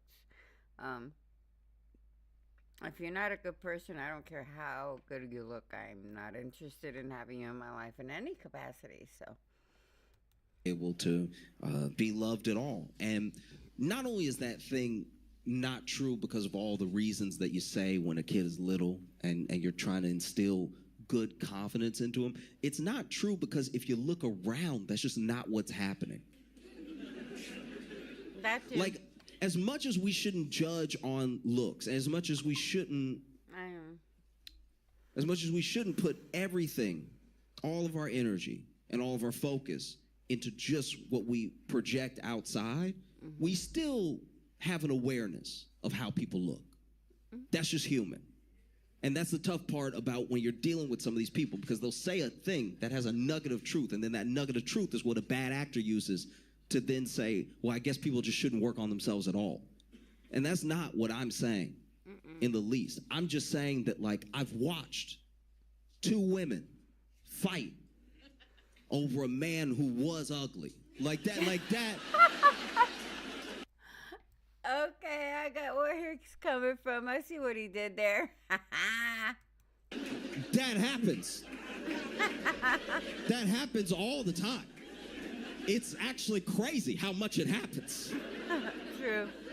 I Not remember for I was in me. college. These two young ladies were going at it. And when I say going, I mean like they were fighting. The only thing they were missing was a cage behind them. Like they were going at it, pulling each other's hair, screaming. And when you're young like that, you're a little bit more transparent. You don't even realize you're being transparent in what you're seeking or how you feel, and you just say stuff that's like the exact emotion. And so one of them pulling each other's hair and thing goes, "He's mine." She said he's mine. She said he's mine. And I'm not going to get involved. I'm not going to try to break the two of them up. I know better than that because they were hitting hard. Is he talking about himself? Because he's actually kind of cute, just saying. But I heard her say, "He's mine." And I couldn't help it. I just, I was like, "He's ugly." Like, Okay, good. He's not talking about himself because, yeah, he kind of cute. But that's hilarious. I know. Way a lot of context for the ugly there. why are y'all doing this? He clearly cheats. Like that. Right? He cheats and he's ugly. This doesn't seem like somebody to go to fist for. Facts. And he was there. He was there. He was there. And like, look. I said it because I was just focused on trying to break the two of them up. I wasn't just unnecessarily throwing shots. I didn't even realize he was there until I heard, "Hey."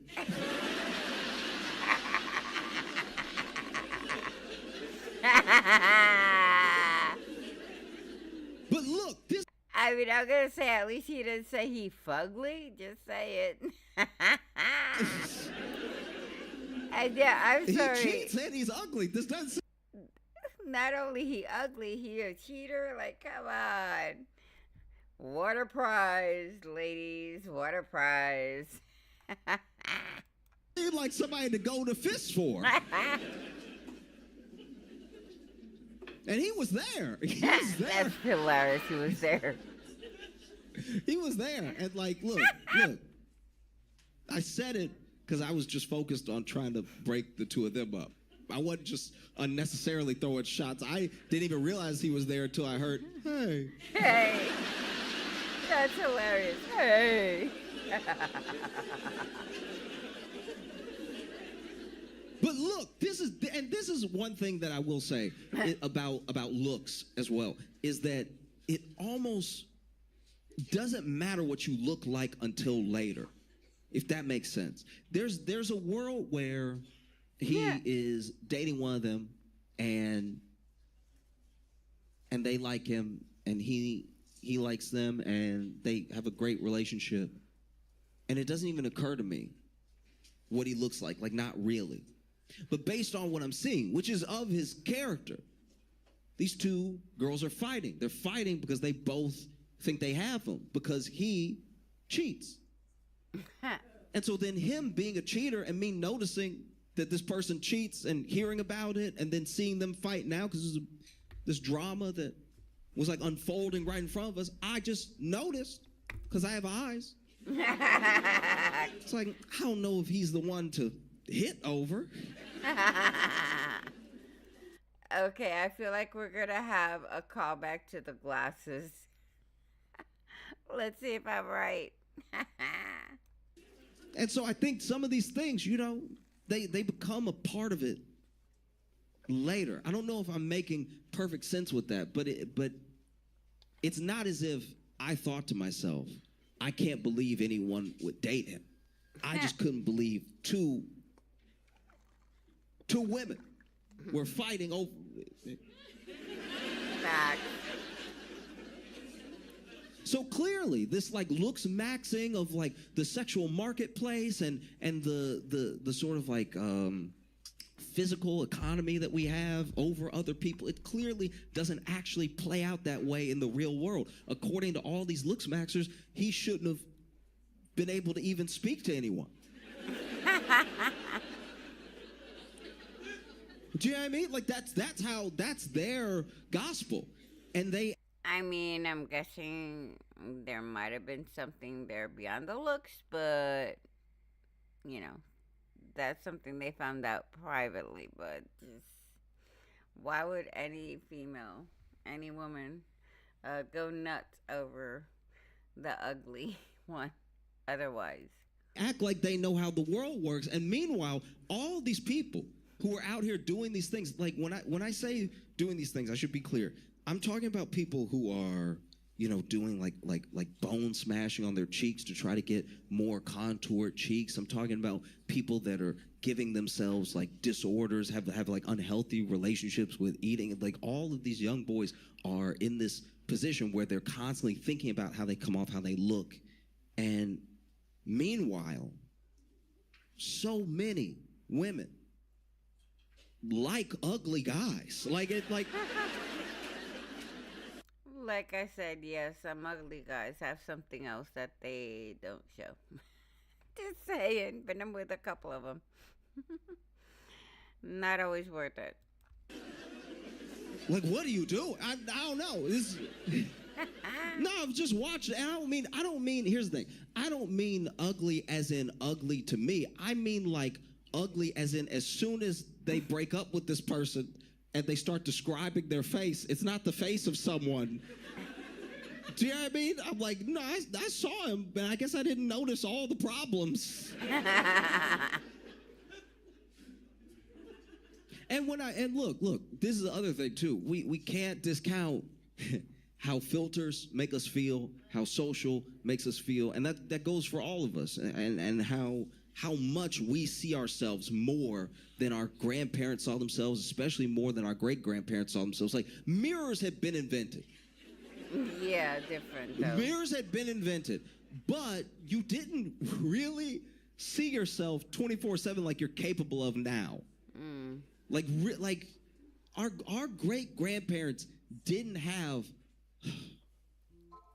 a phone to try to take a picture of their friend that they lifted up, that the phone then betrayed them and was on selfie mode, way too close to their face.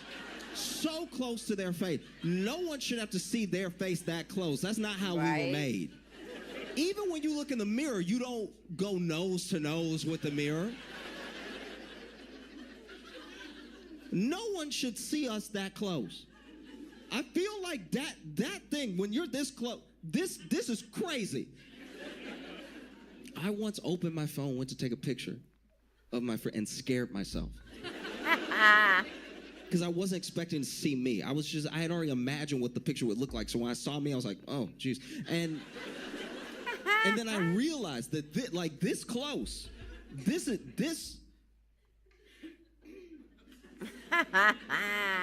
that's crazy. This is what my girlfriend sees. That's insane. No one should see you this close. I feel like this and how we look when we're this close to our face is probably why we close our eyes when we kiss. Right? Yeah, I'm always closing my eyes when we kiss because my brain just gets all wonky because everything's too close. I'm like almost positive that no, I think if you went to kiss, open eyes.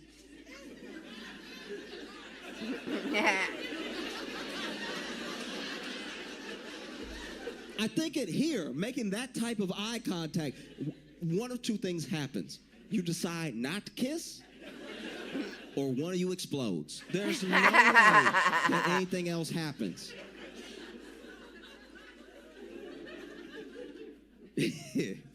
Ooh. I hope I never meet two people that kiss eyes open. Oh my goodness. That's a level of intimacy I may never reach. Right, same here. It's too weird for me. That is terrifying. And so you see how the widespread, once again, sort of gospel, because it's this thing that these young men end up living by, and how it affects them. And some of it is like wrapped up in things that people were going to do anyway. You're a young man, and maybe you like sports, or you just like getting out there and being active, you're already probably going to start working out anyway, in a way. But now even working out is wrapped up into this thing. You know, there's like soft maxing, which is all the healthy things that like a person can do to not just improve their appearance, but improve their health. And then there's like the hard maxing stuff, like the double jaw surgery that these 70. Thanks hanging out with me for a little bit, Jay Millie. Appreciate you. And don't forget to leave a like on the way out if you haven't already. Thank you. 2-year-old boys think that they need and everything. And it's fascinating to watch people freak out so much about it, not just because they should. This is an intense thing that is kicking off in a short amount of time, but it's especially jarring because this is like what it's been like the whole time for women. Yeah. Do you know what I mean? Like, right? like Truly, I'm not saying that so that you clap. I'm saying that because that is a realization that I think a lot of people didn't come to until they saw their like 17-year-old boy freaking out about his face. Like, it sucks that we could have just been better to women. And then, well, it's like we could have just been better to women, but now the internet and society at large, like, no, we could just give boys eating disorders too. Like, that's crazy.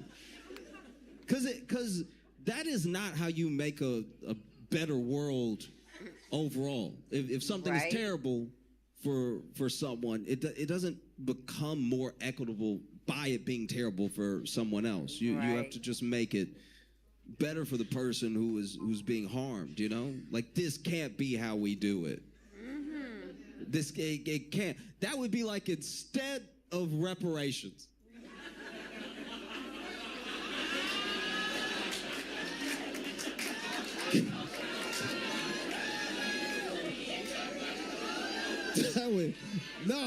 That would be crazy. Imagine. That'd be a terrible world. That'd be a very bad world to live in. Imagine just Roots playing out in reverse. Some of the lines are still the same. It's like, what's your name? Toby. Like that. That would be wild. That would be crazy. But it wouldn't be better. That's not how you make life better. Yeah, I don't know, because some of it feels like it should be ridiculous on its face. Like, there's this whole short fishing thing that some of these guys do, because in the mindset of a lot of these people, it's like 6 foot or nothing. If you're not a 6 foot man, you have lower value to women, you have lower value in the world. And that's just, not only is that not true in any practical sense, it's like, even if women say their preference is like 6 foot whatever, look at their husband. Do you know what I mean? Like, most people end up dating and marry people that are like about their height. Like, there are some people, yeah, I guess it was a whole deal breaker for them. But whenever I meet people and I meet couples, I don't meet a 4'2" woman who has to be picked up by her 6'5" husband. I'm not saying it never happens. I'm just saying that's not the norm that people are pushing out. Right. And I don't know. You know, you see these guys. There was this one dude. He was streaming and he was explaining how he gets around it. So he already wears lifts in his shoes. Oh, geez. So he can seem 6 foot, which is, I guess, if you want to be stylish, I don't know. Like, but you're really trying to act like you're a different height than you are for like. But what if you finally find a person? Because all these things are to find a person. All these things are so that someone likes you and they want to be with you and that they love you. Right. And if that happens, you're going to get to know someone intimately. Yeah. And intimately, all of us are gross. That's hilarious, because when I first got together with Troy, I'm like, yeah, humans are pretty much disgusting. He finally comes out and says, I don't think you're disgusting. I'm like, but humans are disgusting, but okay, thank you.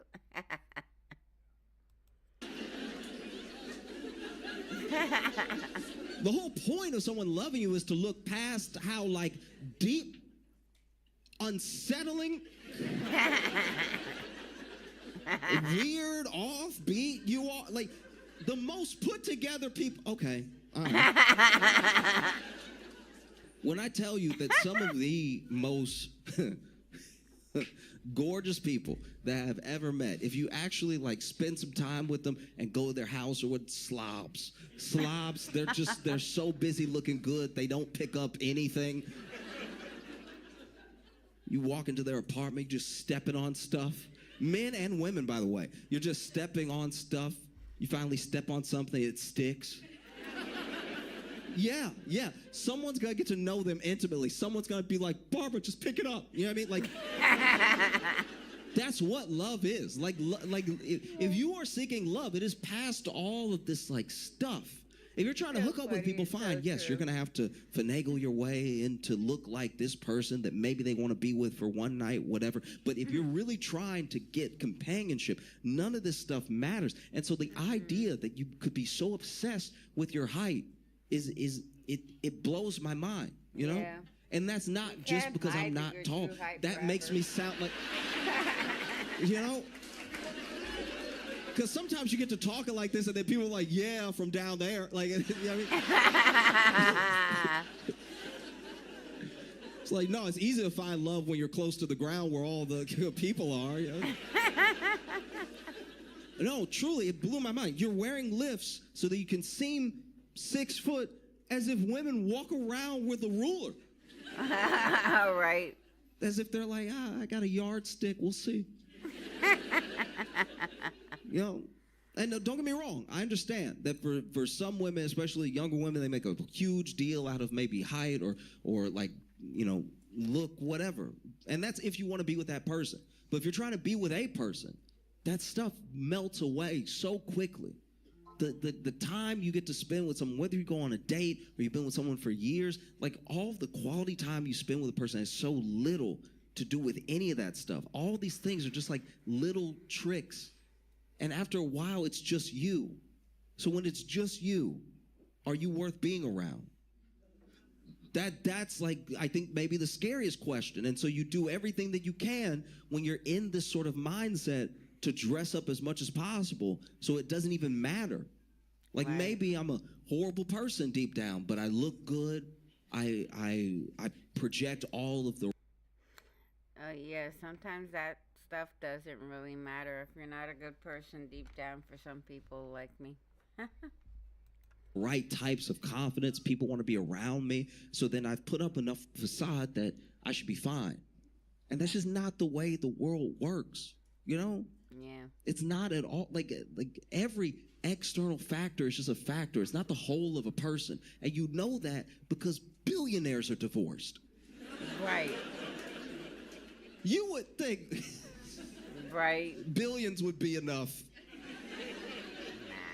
Nah, not billions would be me. enough to wait it out. You know what I mean? On the till death do us part.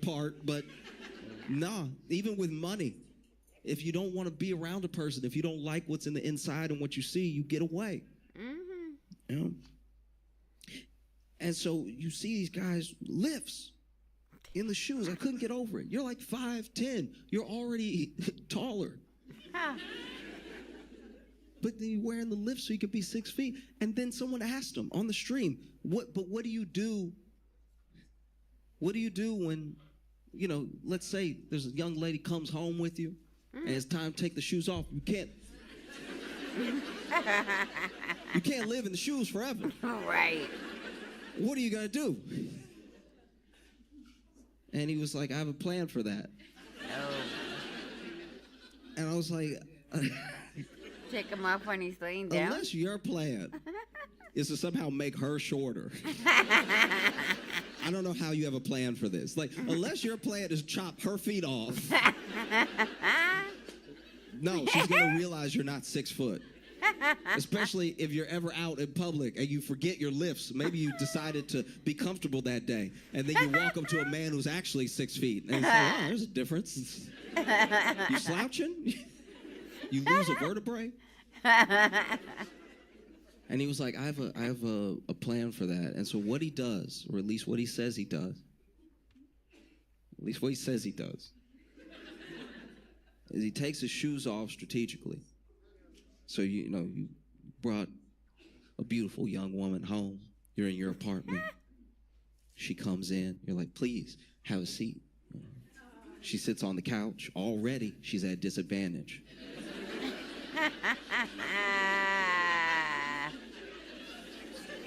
Oh, so he playing the angles. Now she's sitting down. This is a perfect opportunity. You get behind your kitchen countertop, your island, whatever you got. And across the entire apartment, he had laid out boxes. What?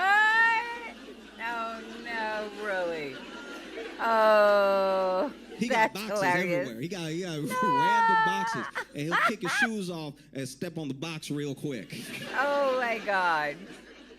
That's crazy. Measured it out perfectly. On the box, he's 6 feet tall. Oh, And my. he's like, "Yeah, but what if she likes you and she wants to move things somewhere else? What do you do? Eventually, you got to walk away from the box." Like, yes, and then you strategically get to the next box. Oh, jeez. Imagine her being like, why don't we go back to your room?" And you're like, "Oh, yeah, that sounds great. That sounds fantastic. What was that?"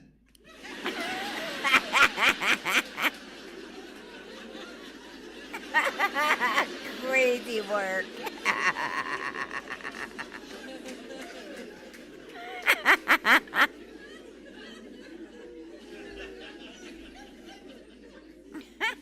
She's like, are you coming to the room?" "Yeah, I'll be there in just a second. I think you dropped something."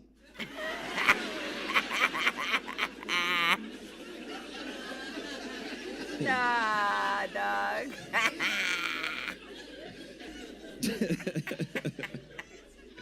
No, it's insane. Funny.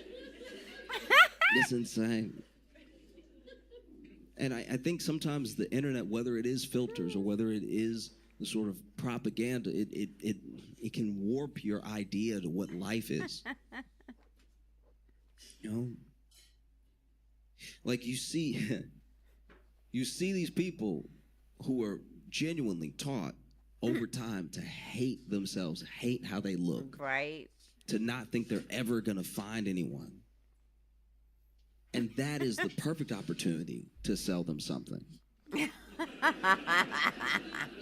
that's what it is. I can sell you what you're missing, and you happen to be missing exactly what I'm selling.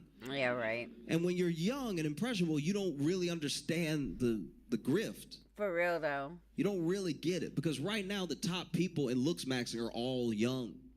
They're all at, like, their physical prime. I wonder how many fans they'll have in 30 years. Do you know what I mean? Or do they get booted by the community that they started? Because there's nothing built around it that's real community. It's everybody just vying to look better than everyone else. But based off of like metrics that are made up in real time. And half of it is like eugenics repackaged. Yeah, right. You know, a lot of this stuff is scary, not just in what it does to people, but how it makes people feel about themselves. No, and look, I understand. You know, I've been in a version of where those young guys are, and so I understand. I love how he brings real life commentary into all his comedy, stand-up comedy bits that he does, though, for real, because it's real life talk for real. He makes jokes out of real life talk, but he gets to the nitty-gritty of it, too. I love it. And that it can be incredibly enticing that, yeah, do this thing. Either change yourself in this way or do this action and it will work. Right, yeah. And not only is it not true, but like you haven't lived enough life to know it's not going to be true. Yeah, And so, right. so then you do these things either to yourself or in pursuit of someone, and you end up disappointed. And then the worst trick that all these things play on people is that when it doesn't work out, it's somehow still your fault. It's not something that they did. They're not lying. They're not full of it. It's like something that you did, and you didn't do it right, and you didn't do it like I said, and whatever. And I don't know. I've just watched, like, being in relationships now, being with people. It's like I've seen how little looks end up mattering over time, especially. Right.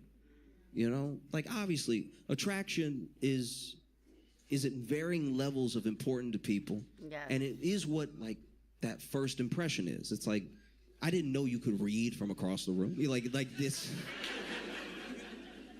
You see someone and you like how they look, and you approach them, or you meet someone and there's like a spark there. Like, chemistry is and then real, you try and you know? find a connection. But like a from there. lasting relationship, it's like, if you really want your woman to be happy, you don't need the perfect cheek or bone structure. You just need to, like, vibe.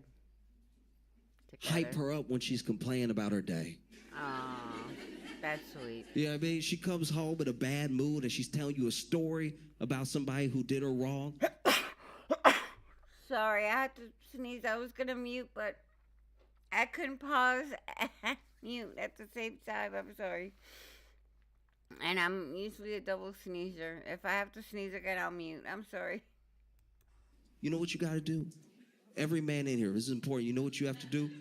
You have to bring up another time this woman did her wrong.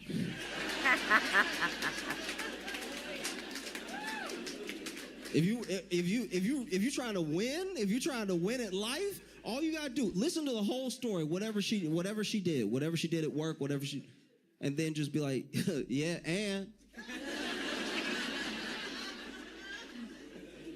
and she forgot your birthday. I wasn't even gonna bring it up again because you know what I mean? Because you would let it go because you're a good person. But like, it's bothered me ever since it happened.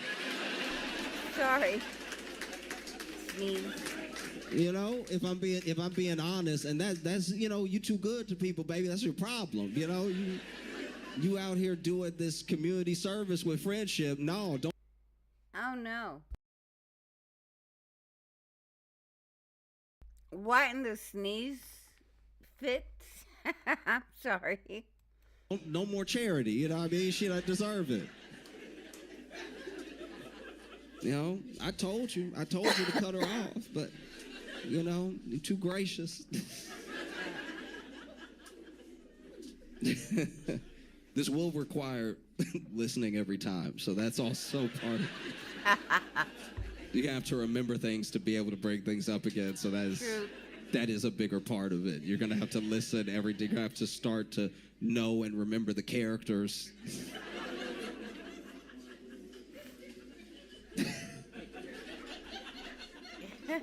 Oh, because it's rough. Because then you have people in your life that you look at that might be going through some of this stuff, and you want them to listen to you. You want them to see the value that they have by listening to you. You're being honest with them.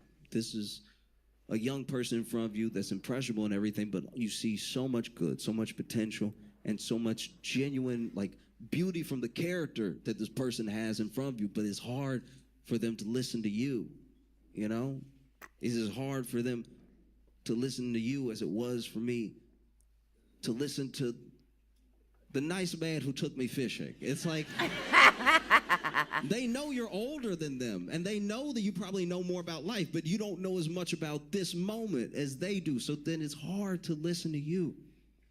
It becomes even tougher because you watch how affected they are. Like, this thing, obviously you could just turn things off and walk away, but like, the internet's a part of our lives. It doesn't just go away every day the way it used to, you know? And so you have to, as best as possible, maintain a certain understanding in these young people of what the people that are telling them something or selling them something are actually doing. Yeah, right. You know, like how much does this thing change your life? You know, because some of these things are permanent. Like, once again, they have these little things in there that no one could really argue against. You know, like some of it's like that. They call it like soft maxing, which is just doing the healthy stuff, like just a little bit of exercise here and there, or like eating well and stuff like that. It's like, yeah, that's fine, but that's also like wrapped up in the world, so it makes it even harder to escape. And I don't know a real way forward with some of that. Like it's up to every individual and the relationships that they have to make sure that. I'm guessing this is the real talk portion of the comedy stand-up routine that Josh Johnson is doing. But I always love this part too. You do as best as you can. You instill this sort of like confidence in young people, and that you don't ever assume that they feel good about something that you haven't talked about. You can only rate people nonstop. You can only assess everyone else nonstop when you are deeply insecure yourself. And you only have time to like obsess over who makes sense with who when you're like deeply insecure about yourself. It was at my most insecure that I was a real hater. Right. No, I was a mega hater. I'd see two people holding hands and just want to kick the hands apart.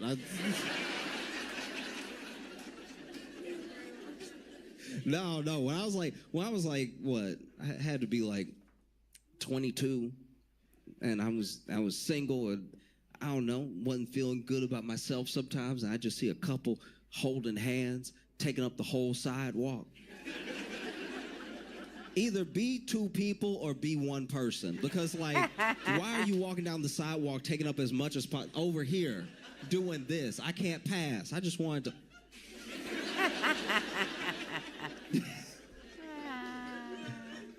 Oh. Don't pass. And then look, you meet someone, and then when you meet someone, all of a sudden everything's not so bad. And so it seems like that entire time maybe no one had a problem but me. And it takes all the stuff that it's always taken to get around and over some of that. You know, the people that love you for a reason. And the worth that you have isn't like something you have to build to. It's intrinsic. You know? And then, you know, yeah, if there's something that you don't like about yourself, it's not an indictment on your personality. Whether you change it or not, you're still you. It's actually why you find people who are deeply, deeply into this stuff are still so unhappy. By the logic of the thing, they should be the happiest. They could cut a stone with their chin. Do you know what I mean? Because and that's the thing. It's like you're chasing beauty, but beauty is relative. So there is no top. There is no like 10 out of 10. Not really, and not for everybody. Meanwhile, you have two good-looking women fighting over an ugly man. It's like that's right. That's yeah, there's crazy. a callback right there. Like, look. I'm only piling on him because his character is so bad that I feel like it's fair enough. But he was built like Lego. Like he. Okay, y'all playing with Legos. You know exactly what I'm talking about.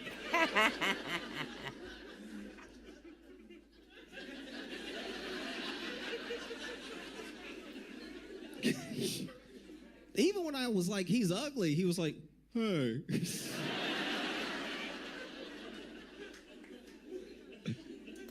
Oh, I appreciate you, TD. I just got it, so I appreciate you, love, for real. And like I said, any little bit helps. I'm just trying to get my funds going so that I can go ahead and get my hoopty going on, because I don't ever want to miss a concert again. Hold on a second. I will finish this in a moment. My roommate needs to tell me something. I'm gonna mute.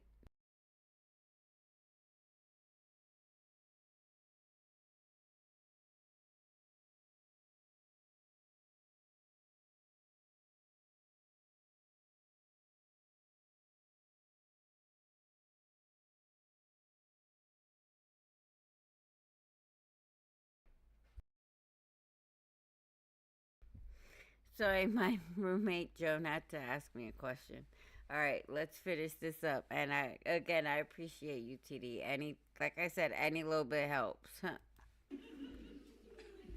No, no, it shouldn't be this difficult. You know, it shouldn't. Like the technology getting better was supposed to be better for us. Remember when we thought we would like float by now? You remember, you see those like movies in black and white where they're like old docs and they ask people what they think the world's gonna be like in 2026. And even when they answer, it's crazy. It's crazy what their answers were gonna be, you know? Because they didn't even talk like us. Right? Like, I think we'll have flying cars.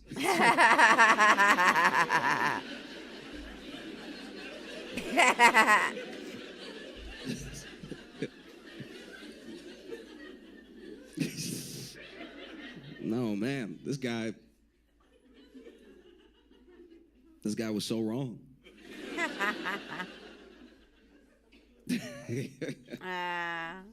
No, you hear all these like things we would have invented and things that we would do instead. You know, there was a whole movement way back in the day. It's kind of like a little bit of what the Jetsons was based off of, because there was this idea that like technology would be so advanced that we wouldn't even really work the way we work now. We wouldn't work to be able to live. We would work at jobs that forwarded humanity, but then a lot of the other work would go to robots, would go to like intelligent things and everything. And it's like we are headed there in the worst way. Like we are headed there if like we're headed there in the way that like George Jetson is just sitting on his like futuristic couch like, how is gas $7? Like that's no, we're close. We got some of the AI, but you know, robots are on the way. Yep. Not here yet. Because I think about how my grandparents, and even like if you have enough of like a strong family history to know the stories, or even your great grandparents, you know, how we have such a romantic view of their love, because their love felt more immediate and it felt stronger, and it, in a way, it felt just as scarce, right? Like there'd be something that was, for real though, there was like a sticking point in their story. Yeah. Whether it was World War II, or it was like something going on at home. And we don't really think of them as constantly trying to one up each other and constantly trying to like date up, or what does this person have, or you know, you hear your grandma tell a story about your granddad. It's like, oh, we met at a dance hall and he was dashing. Right. Like, oh, that's so sweet. Yes, and he walked right up to me and he asked if he could buy me some honey wine. And you're like, oh, it's adorable. Trying to get her drunk. Yes, now. and then we drank and we woke up in the neighbor's barn. I'm like, oh! Like I said, trying to get her drunk.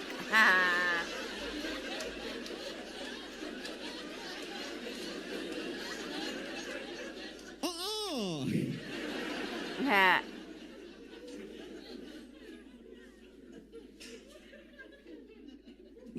That happened to my buddy. He asked his grandma how he asked his grandma how she met her granddad. And then she just hit him with the plot twist, and he was like, wait.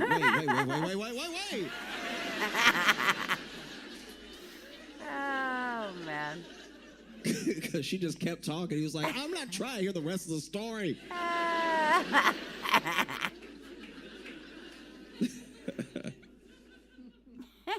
And so there are plenty of ways where we're very, very blessed with what we have now. Yeah. You know, like there's only life that we can live, so we might as well appreciate it for what it is. And I'm very thankful that I am alive now, that I grew up when I did, that I hopefully grow old to see an even better world and everything. Right. But I'd be lying if I said that sometimes I wasn't just a bit envious of how my granddad didn't really, if he didn't want to, he didn't really have to think about his appearance until he came across like a lake or something. Right. Yeah, I mean, it was either mirrors or water. That's the only time you saw your face. Right. You could walk around all day with something on your face. Just because it's very easy to be self-conscious about how you look, because at any given point throughout life, some of us look dumb. Always. It's gonna At happen least to at everybody. some point. You're gonna pronounce the wrong word very loud. You're gonna say fish when you mean worm. That's hilarious because Troy still makes fun of me because one time instead of saying director, I said director. And he keeps bringing that up. I think it's been at least 3 months and he still makes fun of me for that.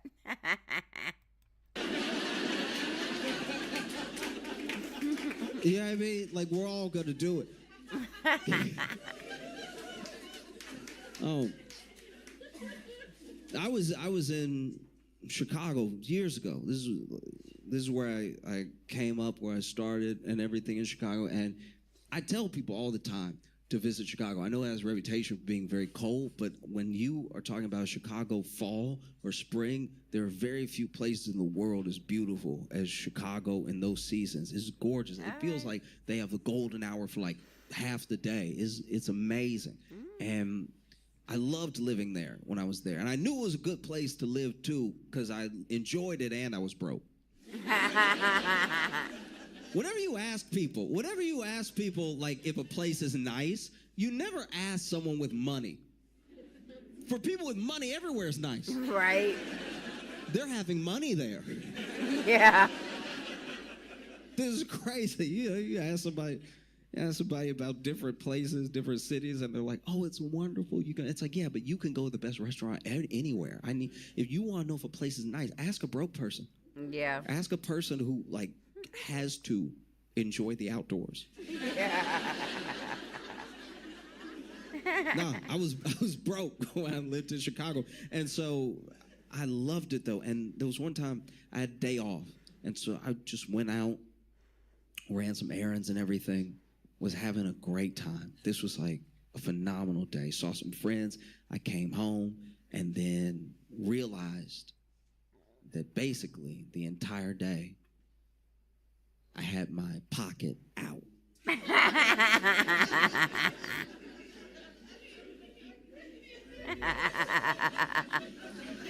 Some of you don't seem to understand what a big deal this is. I had my phone in my pocket. My phone took up almost all my pocket, so I went in my pocket and pulled out my phone. My pocket went inside out, and then I put my pocket back in my jacket, so I never touched my pocket again, so then my pocket was just out the rest of the day. He said he put his pocket back in his jacket. I think he meant his cell phone. He made a couple of faux pas in this, but it makes it even that much funnier. For me, anyway. I think we're almost done with this. My pocket was out. Okay. No, clearly, y'all don't see what the big deal is. Okay, so, no, this is fine. This is what examples are for, okay?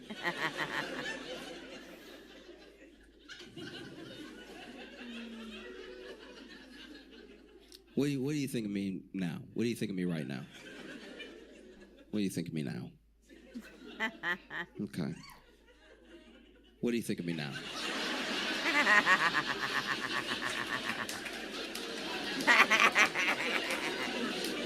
There it is. Wait, there it is.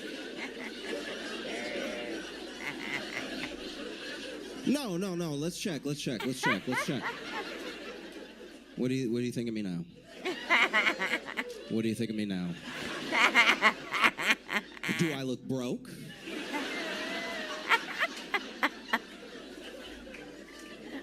Do I look 7?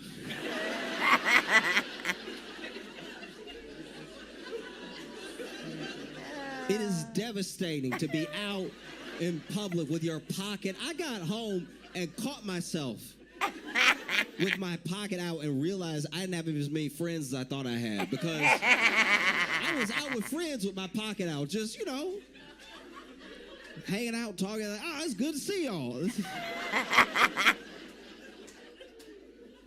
This is horrible. I went shopping with my pocket out. I'll tell you this, when you go shopping with your pocket out, doesn't look like you're gonna be making purchases. I was so retroactively embarrassed. I talked to a clerk. I was over here asking prices. I was like, oh, how much?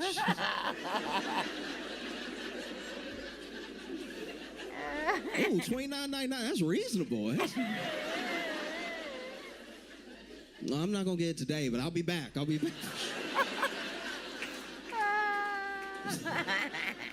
This is insane. I went dancing. I know. I danced with people with my pocket out. Oh, if you ever want to clear a dance floor of women, just mosey on over with your pocket out.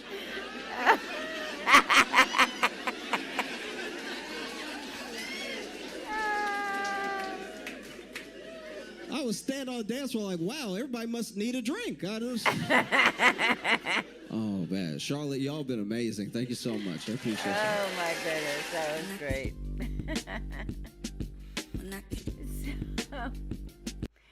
So good. So, there are only a finite amount of people here right now. There's 3 of you. If you would like me to continue, I will. Otherwise, I will be happy to come back tomorrow. I'm going to go live at around 9 or 10 a.m. And that would be Pacific Standard Time, because I live in Arizona. We don't change our times. And I appreciate you for being here, TD. I'll see you guys tomorrow if you'd like to join me. Again, 9 or 10 a.m. Between 9 and 10 a.m. Pacific Time. So that would be around noon or 1 Eastern Time. So time zone accordingly. I'm sorry I'm not doing all the times, but I will be back. And I appreciate you guys for being here with me. It's about time for me to start cooking dinner too. So, it is almost 7:40 p.m. And hoping that Troy will be here anytime. So that we can get some rest for the evening and get our day started again tomorrow. So I will see you guys tomorrow, that's for sure. I will be doing lives all week, every day, especially to on Thursday to kind of take up for Uncle Ray being on a cruise, kind of filling that spot for now. So I will see you guys tomorrow. Keep an eye out. Glad you were here to hang out. And if you're watching later, thanks for watching. And don't forget to leave a like. And if you're not subscribed, please do. And if you want to let me know you were here, please comment. Bye. Love you guys.